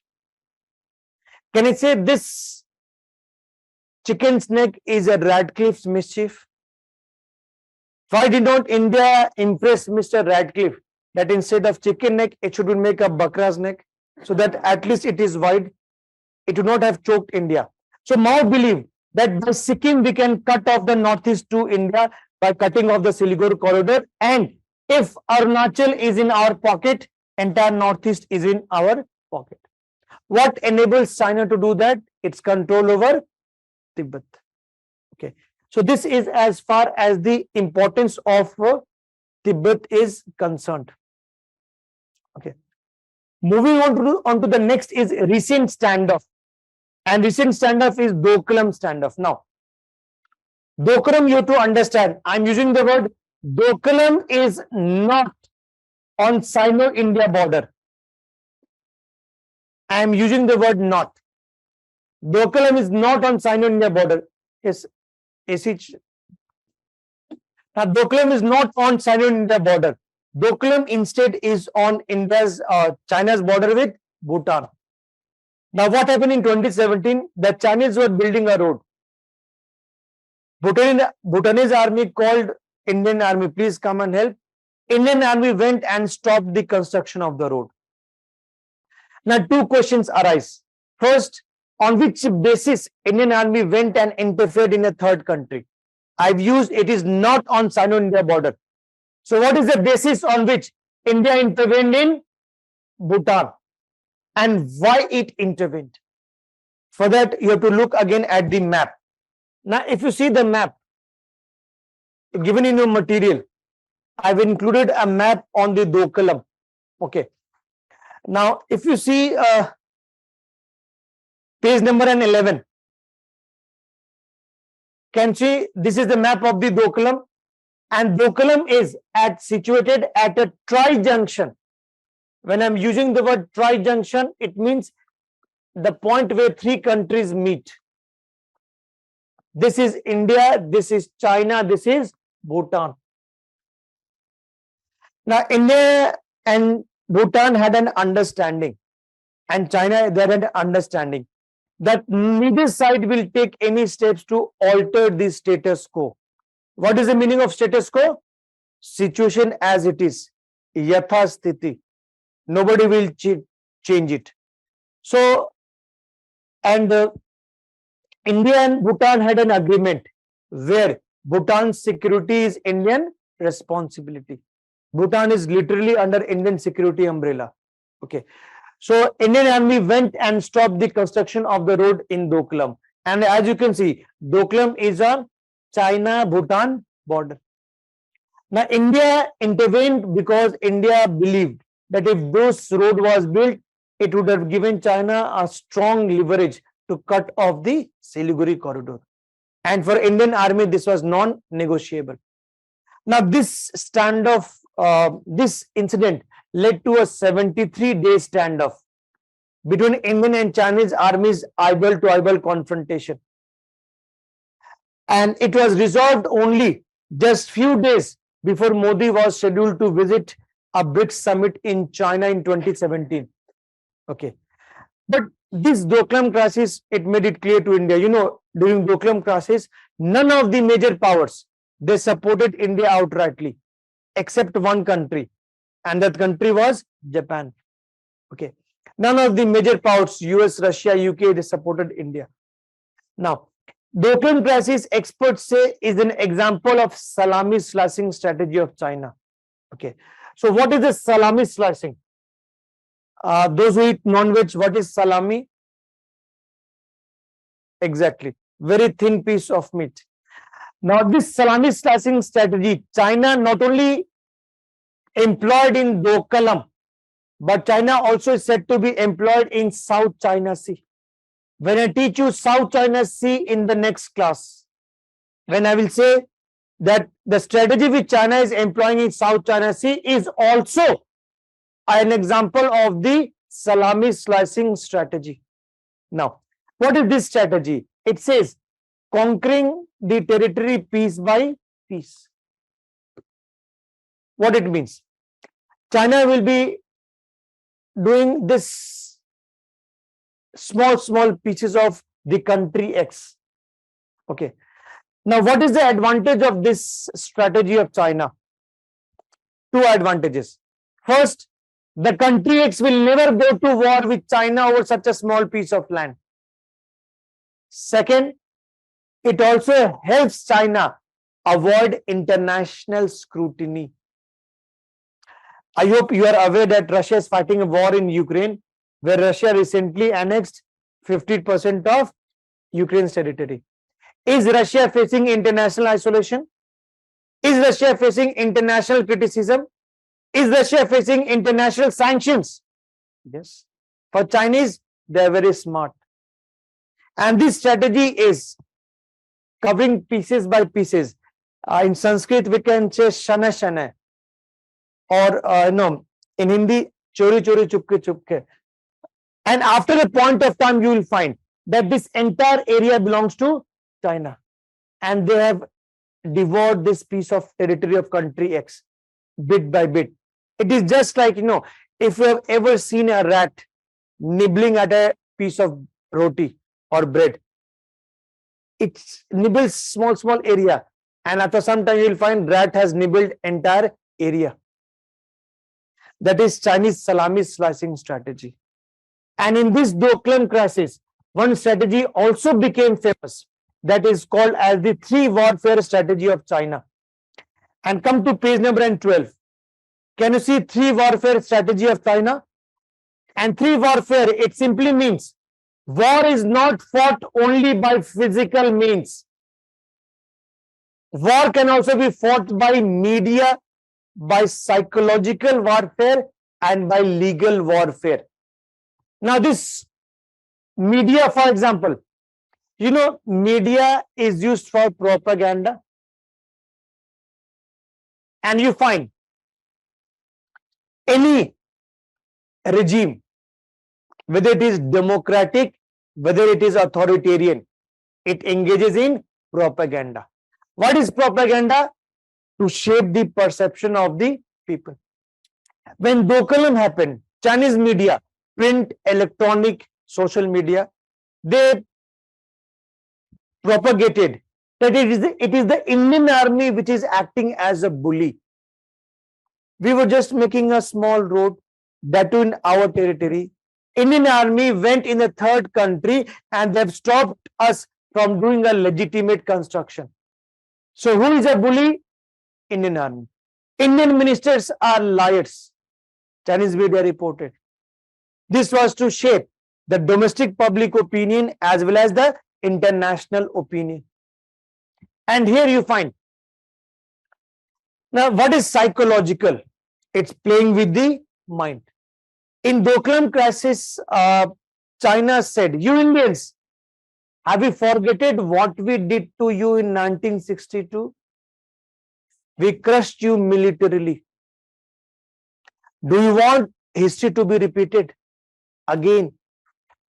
Now, Indian government retorted by saying, "Sirji, India of 1962, India of 2017 is different. You try it. Panga leke dekh, we will see. Because India is now a nuclear weapons power. India is having a strong military also." Okay. Psychological warfare. Okay. Legal warfare. Now, legal warfare, for example, China passed recently a law called as 2021 border law. And this 2021 border law says it is a responsibility of Chinese government to protect the territorial integrity of its area. And Chinese government will also develop those border areas. So in this Doklam crisis, for example, in this area which has been used by China, China will say, now this is my territory. I am legally bound to protect this territory because my law says so. I will develop border villages in these areas. My law says so. So experts say that this strategy of China, 2021 border law, is nothing but it is a strategy of China to legitimize its salami slicing gains. Okay. And here the last strategy is wolf warrior strategy. Now, wolf warrior strategy is the name wolf warrior comes from Chinese movies, blockbuster Chinese movies, in which Chinese special forces they defeat US government. This was to pump nationalism among Chinese people, propaganda. Okay. Now, wolf warrior strategy comes from this movie Wolf Warrior, where this strategy, as you know, Harsh V. Pant says that this China's wolf warrior strategy is meant cultivating a diplomatic style which is inherently undiplomatic. That is, seeks to confront, attack, demean, and even abuse other nations when Beijing is challenged. So, who will be a wolf warrior this time? Chinese diplomats. Now, if I tell you diplomacy, in diplomacy, the language which is used is very refined language, very sophisticated and civilized language. Okay. For example, if you are moving on the road, somebody comes and hits you. There are two ways you can respond. First is the diplomatic. You will say, brother, please be careful. Bhai sahab, dekh kar chalo. You are hitting me. And the second, undiplomatic. No, Ben Stokes often says that why Virat Kohli always he keeps on chanting my name. Okay. Now here you have to understand that somebody hits you, you will be saying, Abhi andha hai kya? How dare you hit me? Next time you hit me, I will punch you on your face. Undiplomatic language. This is Chinese use of the undiplomatic language. And Wolf Warrior movie, can I say? India also had a movie called as Uri the Surgical Strike. So, how is the Josh? Was it meant to pump nationalism among the Indian population before elections? So, you have to understand that, as I told you, that propaganda is used not only by the democratic countries, but also by regimes of all these shades, authoritarian and democratic both. You must be aware about news that Adani is going to have a stake in NDTV. So when you switch on the television news channels, it is either pro-government or anti-government propaganda. Rahul Gandhi has done so much, Padayatra. Some channels will show that a lady has come and Rahul Gandhi has helped him. Propaganda. At the same time, Modi has released Cheetah. Okay. So these are the just propaganda. This is, and Chinese propaganda is wolf warrior strategy.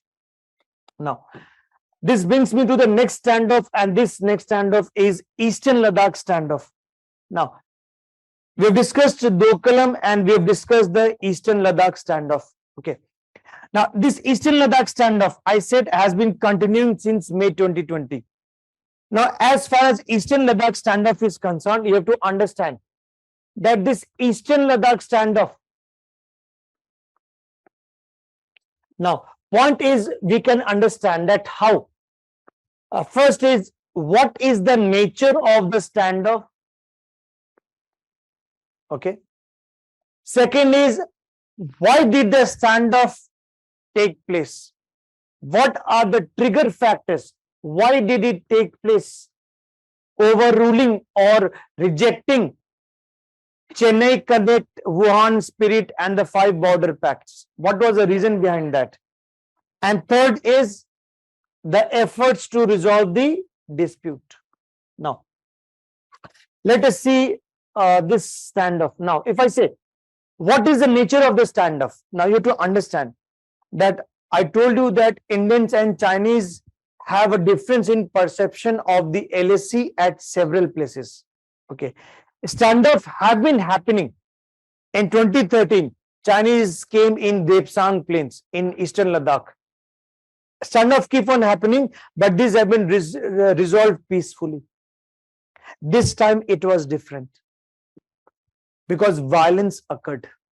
Okay. Now, if I tell you what was the reason for that, here if I use the diagram which I drew precisely for this purpose, okay, refer to this diagram. Now, we said that in sectors A and C, there is no difference in perception of the LAC. Now, this time Chinese came in those areas where there was difference in perception of the LAC, but surprisingly, they also came in those areas where there was no difference in perception of the LAC. They came several kilometers inside Indian territory, built the infrastructure, and refused to vacate. The areas where I say there was a difference in perception, for example, in the Pangong So. Pangong So is a lake made famous by movie Three Idiot. The climax of that movie has been shot on the Pangong So. Depsang Plains and the Demchok. This Depsang Plains and the Demchok area. But the Chinese also came in those areas where there was no difference in perception of the LAC. For example, Galwan.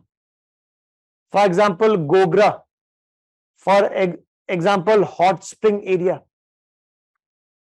Now come to your material C. On page number, page number 12. Please see, I've also included a map. Okay, now,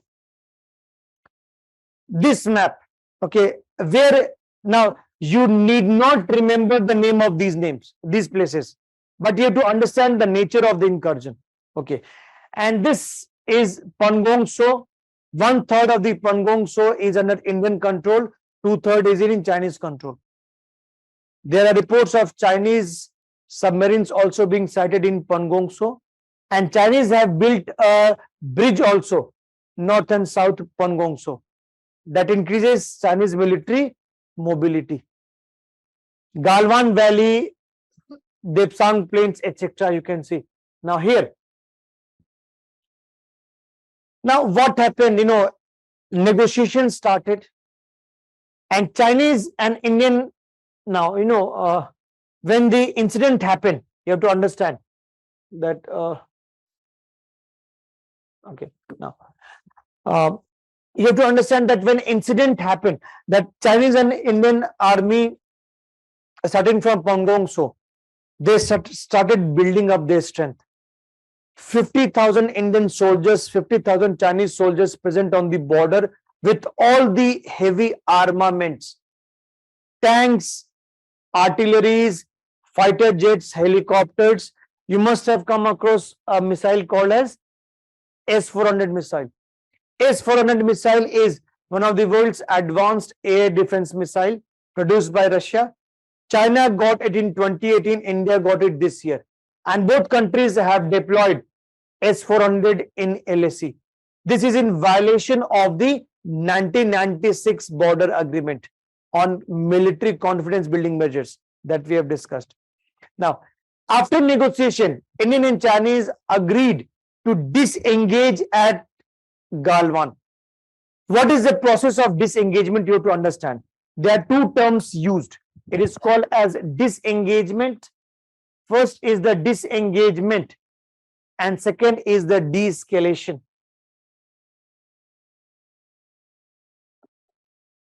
Now, disengagement and de-escalation. What is disengagement? that suppose the troops are in eyeball to eyeball confrontation. You move the troops by several kilometers, create a buffer zone. So from engagement, हम साथ साथ हैं, to disengagement, we are separate by a buffer area. De-escalation is you reduce the number of troops, number of heavy armaments from this area. De-escalation. So far, only disengagement has happened. Okay. So in Galwan, what happened? Indian and Chinese troops were disagreed, they disengaged, and Indian patrolling party went to verify that whether Chinese have gone back or not. This Indian Army patrolling party under LOC protocol, you shall not carry arms. So Colonel Santosh Babu, he was leading that patrolling party. He saw Chinese were present there, and then the fight started. And Chinese were carrying spiked rods and many such unconventional arms, which they used on Indian soldiers, and 20 Indian bravehearts died. We also retaliated, and it is said the loss was in the ratio of 1:2. They killed one our soldier, we killed twice their soldiers. And this Galwan represented for the first time when there was a loss of life in Indian-China border. The last time it happened was in 45 years back in 1975. So for the first time in 45 years, 20 lives were lost, Indian lives were lost. And Indian government since then said it cannot be business as usual. Indian government, for example, banned many Chinese apps. I think for some of you it may have been problematic and painful also. TikTok, PUBG also. Okay. Now, you have to understand that, the question arises that why did China ignore the 5 border pacts? Why did China ignore the Chennai Connect and Wuhan Spirit? And they came back violating all the border pacts. Experts say the reason is 2 reasons broadly. The main reason is construction of the DSDBO road, and the second is what India did with Article 370 in 2019.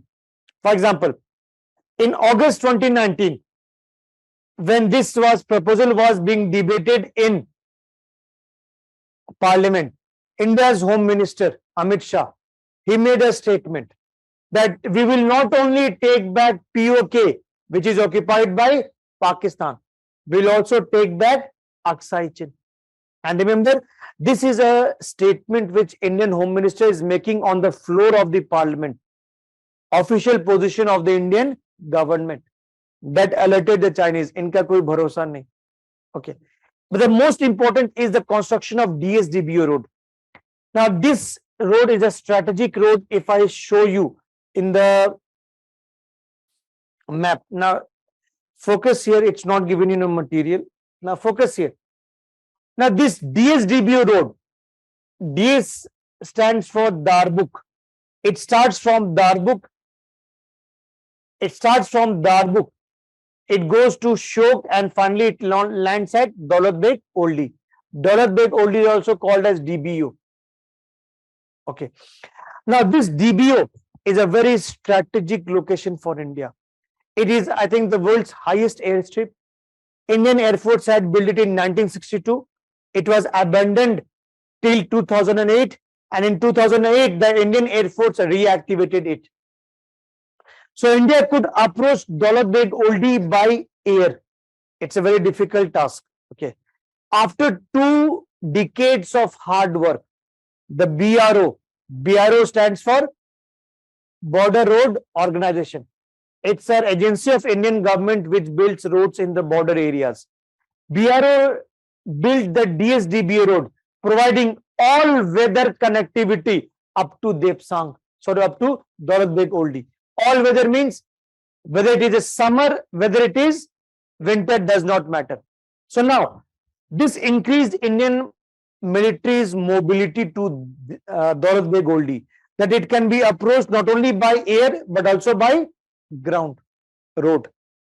And this Daulat Beg Oldi, it overlooks 2 of China's very important infrastructure projects. First is CPEC, CPC stands for China-Pakistan Economic Corridor, which I'm going to discuss now.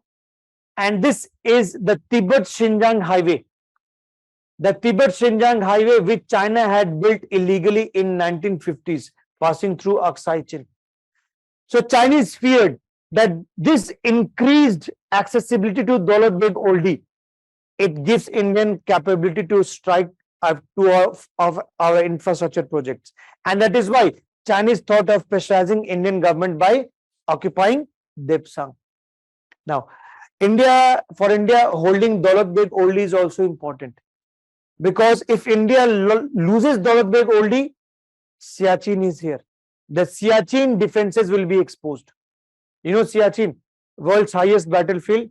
Indian and Pakistanis troops face there. India is at a height, Pakistanis are at this side. So this was the main reason experts say, which prompted China's incursion. And as far as the efforts to resolve the dispute is concerned, now, there has been 16 rounds of commander level talks between India and China. The last such talk happened in July 2022. And as a result of these talks, disengagement has happened at 5 places, except 2 places, Depsang and Demchok. Now, disengagement, as I told you, Chinese moved back to their side of the LSE, but a buffer area was created. Indians also moved back and a buffer area was created. Now, buffer area means that area which was traditionally patrolled by Indian Army, now Indian Army cannot access those buffer area. It's traditional patrolling route. So experts say even this disengagement is disadvantageous for India. There was a news report where the head of the last Indian village in Ladakh said that Indian Army is not allowing our grazers to graze those areas, go in those areas, grazing areas, which it had been traditionally accessing, because it falls in the buffer zone. Okay. So India, in March 2022 also, the Chinese foreign minister, Mr. Wang Yi, he came to India uninvited. Okay. If your neighbor comes, you cannot kick him out. He will say, okay, tell me what do you want. Mr. Wang Yi said that, border issue is there. We are discussing that. You should look at the bigger picture. That try to normalize the relationship in the other areas. Look at the bigger picture. We stand so much to gain. Indian government said, no, puri picture nahi dekhne. The trailer which you have showed is enough for me. So remove this trailer, then only we can think of seeing the whole picture. It means Indian government said, India has made it a precondition that unless you restore status quo ante, Indian government has made it a precondition that unless you restore status quo ante, status quo what was prevailing in April 2020, there cannot be any normalization of the ties. Just 3 days back, there was a statement of Indian Air Force Chief. He used the same word, status quo ante.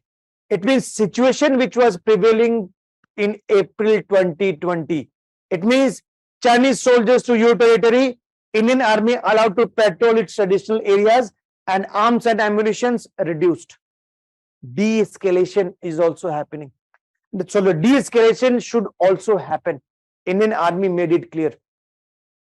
And Chinese government has been saying no. And this divergence of approach is the reason why it has not been resolved so far. So far you find the Chinese have refused to consider the disengagement in Depsang and Demchok. They said these areas are not the part of the current standoff. Pehle se ho raha hai. These are previous issues, like previous year's questions. Okay. Current year question has been resolved. Previous year's questions we will go into later. Indian government has said nothing doing. Unless you restore status quo ante means disengagement, de-escalation, and reduction of the arms and ammunitions, and the right of Indian troops to patrol those areas. Only these four conditions are met, there cannot be normalization of the ties. And Galwan, I will again discuss Galwan in the next class, which changed Indian government stand. It cannot be business as usual. Okay. And here you have to understand, India boycotted the Winter Olympics this year. One of the reason was that the soldier involved in Galwan clash, he was giving the honor of carrying the Olympic flame in Winter Olympics. Propaganda by Chinese government to project to the Chinese public that he is a national hero who killed Indian soldiers. Hence, he has been given the honor of carrying the Olympic flame. India said, doesn't matter, we will not participate. And there was a political boycott of the Winter Olympics also. Though India was sending only one athlete there, yet India boycotted. He was from JNK. Okay. Now, here, status quo ante April 2020. Now, this brings me to the next topic, that is the last topic of the day, that is Sino-Pakistan nexus. And Sino-Pakistan, what is the meaning of nexus? What is the meaning of nexus? Or a close ties, we can say, axis or nexus. Now, if you have to discuss Sino-Pakistan nexus, you have to understand. Now, if you see Sino-Pakistan nexus or axis, we can say. Now, we can understand it under following themes. First is what is the basis of this close ties between between China and Pakistan? And second, what are the dimensions of these ties? The dimensions which have significant impact on India's interest. First dimension is territorial, and the first dimension is territorial, and the second dimension is strategic. Now, in strategic, you find the first is, if I say, the secret nuclear help to Pakistan. The secret nuclear help to Pakistan. The second is the two-front war. Third is issue of terrorism. And fourth is the issue of the CPEC, China-Pakistan Economic Corridor. Now, the basis is simply all India sentiment. So, anti-India sentiment. And as this saying goes, an enemy's enemy is a friend. So, this anti-India, if I say this anti-India sentiment is the reason why they have forged a ties. And Pakistan proudly claims that China is my all-weather ally. What is the meaning of all-weather ally?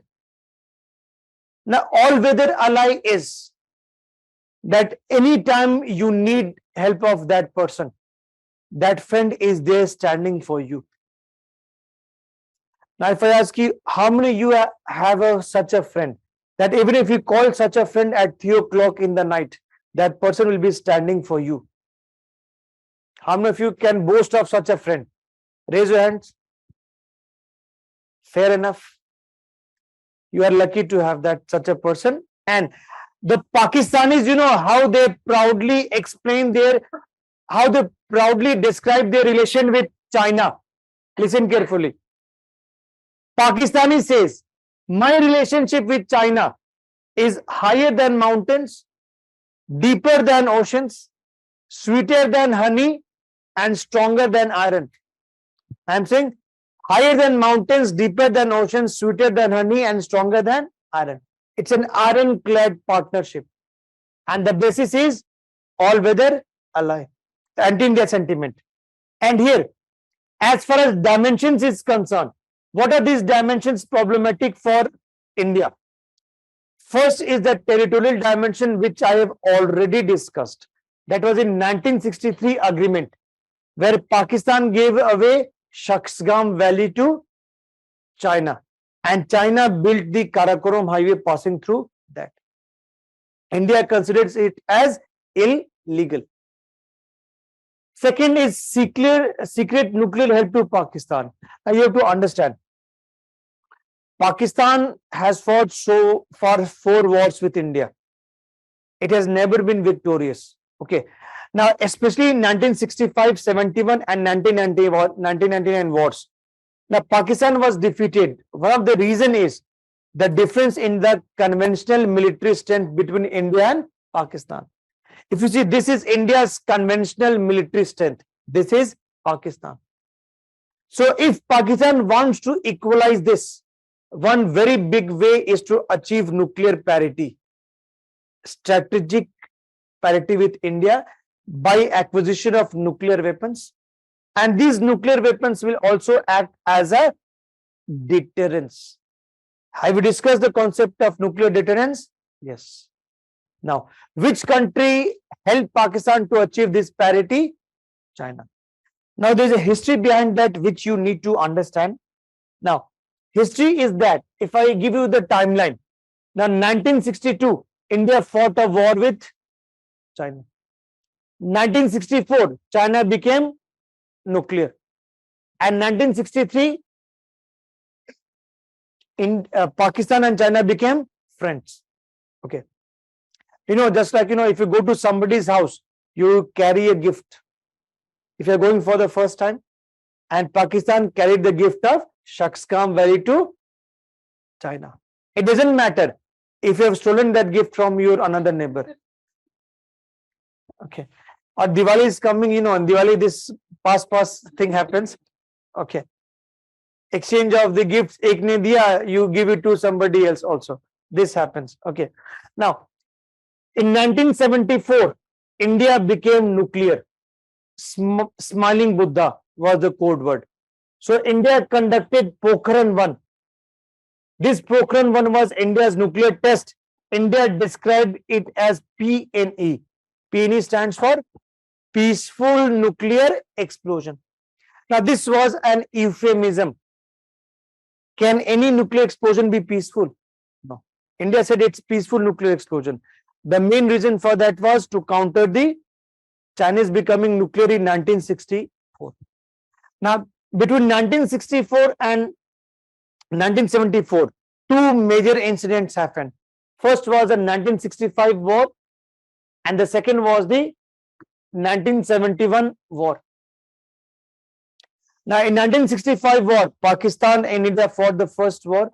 1971, Pakistan lost East Pakistan, which emerged as Bangladesh. And this emergence of Bangladesh, it destroyed the credibility of Jinnah's two-nation theory. That, people of East Pakistan and West Pakistan, they shared nothing but the religion. And this religion could not prove to be the long-lasting glue. People of Indian Punjab and Pakistani Punjab, for example, are more closer to each other. Navjot Singh Sidhu, ex-cricketer. Now, when he used to play, he's a hot-headed person. So, when he used to play with Pakistan, Indian team playing with Pakistan, so when there was a tiff with Pakistani players, they used to abuse each other in their mother tongue. And mother tongue is Punjabi. And I need not tell which all, abusers, they must be hurling at each other. This is the culture. If you cross border and go to Lahore, you will not find any difference. And you speak Punjabi, that is a plus point. Okay. Now here, Pakistan, it was clear to Pakistan that I want to achieve nuclear parity with India.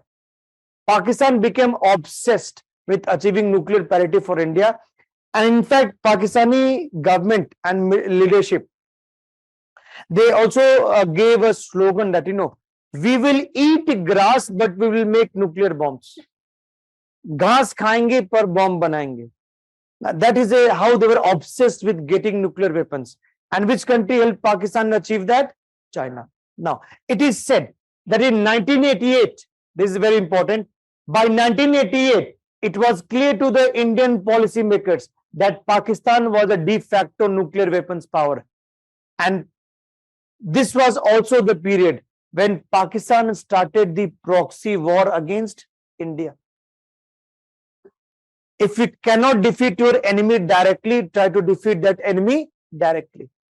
If you cannot kill your enemy in one go, try to kill your enemy by bleeding that enemy to death by following the policy of inflicting 1,000 cuts. And this policy of inflicting 1,000 cuts was state-sponsored terrorism. Policy of inflicting 1,000 cuts on India was the state-sponsored terrorism. Remember, this was the area, this was the time when India's periphery was disturbed. India's periphery was disturbed, if I say, for example, in this state-sponsored terrorism, we find Pakistan started supporting, for example, Punjab there were demand for Khalistan. This was also the period almost when insurgency was taking roots in J&K. Pakistan provided help. And Pakistan has supported terrorism in India. And if I talk about three major terror strikes in India, first was happened in 1312. This 1312 was an attack on Indian Parliament in 2001. 2611, it happened in 2008 when India's financial capital, Mumbai, was attacked. And here, Pathankot happening in 2016 when, as critics of Prime Minister Modi says, he went to eat biryani with Nawaz Sharif and Pakistan army responded by Pathankot. This attack on Indian Parliament, it was led by JEM, Jaish-e-Mohammed. This attack on Mumbai was led by LET, Lashkar-e-Taiba. And this was led by, again, JEM, Jaish-e-Mohammed. Now, in this incident, Vajpayee sent Indian army to border with Pakistan. For almost 10 months, it was called Operation Parakram. For almost 10 months, Indian and Pakistani armies were in an eyeball-to-eyeball confrontation. But Vajpayee could not attack Pakistan. One of the major factors was nuclear deterrence. India has no first use policy. Pakistan does not have a no first use policy. It means if India is attacked, India will not be using nuclear weapons in the first instance. But Pakistan can always use the nuclear weapons. Okay. So this nuclear deterrence, it prevented Indian attack on Pakistan. 2611, it is said Manmohan Singh was contemplating or thinking airstrike by Indian Air Force. Indian Air Force was ready with the plan. But Manmohan Singh, obviously one of the reason was nuclear deterrence. And third, Pathankot also happened. India could carry out only surgical strike. And that too not on Pakistani army. That too on terrorist camps. Pakistani said no terrorist strike happened. No surgical strike happened. Why? If Pakistani had admitted that surgical strike happened, it would have been admitting that terror camps were present in POK. So Pakistani says, kuch nahi hua, sab hangama. All jhoot, propaganda. Okay. And here, you have to understand that, China, I told you, China itself is a victim of terrorism. Xinjiang, it has happened. China refuses to accept India's claim that Pakistan is a state sponsor of terrorism. What Prime Minister Modi famously said, that Pakistan is a mothership of terrorism. Or what Indian diplomat said, Pakistan belongs to Ivy League of terrorism. Or what S. Jaishankar recently said, India is expert in IT, Pakistan is also expert in IT. Indian IT is information and technology and Pakistani IT is international terrorism. China said, ऐसी कोई बात नहीं है. And China has provided crucial diplomatic support to Pakistan to prevent international community from censoring Pakistan, criticizing Pakistan. And this was clearly, we can see in the last 4 months, China has blocked 3 India-US joint proposals to name Mr. Asghar, to name 3 terrorists based in Pakistan: Rauf Asghar, Abdul Rahman Makki, and Sajid Mir, as the international terrorist by the 1267 Sanctions Committee of the UN. This 1267 Sanctions Committee of UN, also called as Al-Qaeda Committee, if it passes a resolution, all the countries in the world are obliged to blacklist these fellows. China put a technical hold. Technical hold means it is delayed by 6 months. China can extend the technical hold by another 6 months. After the expiry of the technical hold, it will amount to veto. What is veto? The way Indian president can prevent any legislation from becoming a law. The China being a permanent member of UN Security Council, China can also block this proposal from being passed. Okay. And India has said this is a double standard of China. Okay. So here we find that we discussed so far the nuclear help and the terrorism angle. Now coming to the two-front war, you have to understand that two-front war is always a nightmare for any country. Now two-front war means China and Pakistan attacking India, Pakistan attacking India from west and China attacking India from north. Now this could have been a reality in the year 1971. However, India had a treaty with Soviet Union. And this treaty of friendship and cooperation, it gave India the security guarantee. In fact, this treaty deterred US and China from interfering on behalf of Pakistan in the 1971 war. It's like Soviet Union said, Chota bhai, you go and fight. Don't worry, we are there for you. You know, US had sent its 7th Fleet in the Bay of Bengal. And Soviet Union's treaty saved the day for India. Now, is there any Soviet Union? No. So this two-front war will always be a possibility, and this has been accelerated, or I will say accentuated, by what is called as the CPEC. Come to page number 22. Okay. Now this CPEC is called as China-Pakistan Economic Corridor. And I've included a map on China-Pakistan Economic Corridor. Please come to page number 22. Now, this China-Pakistan Economic Corridor, as you will see, now this is a part of the massive infrastructure project of China called as Belt and Road Initiative. We are going to discuss Belt and Road Initiative in the next class. This is a $62 billion project amounting to 20% of Pakistan GDP. And China is building roads, railways, dams, gas pipelines in this part of the CPC called as China-Pakistan Economic Corridor. As you can see on the map, it starts in Kashgar in Xinjiang and goes all the way to Gwadar. Now, Gwadar gives China access to the Arabian Sea. Now, India has protested against this project, saying it violates Indian sovereignty because it passes through PK. This is my area, illegally occupied by Pakistan. China has ignored Indian objections. China have went ahead with constructing this project. And it is said this project will increase China's influence in Pakistan. You know, many Chinese soldiers and technicians are present in Pakistan building this project.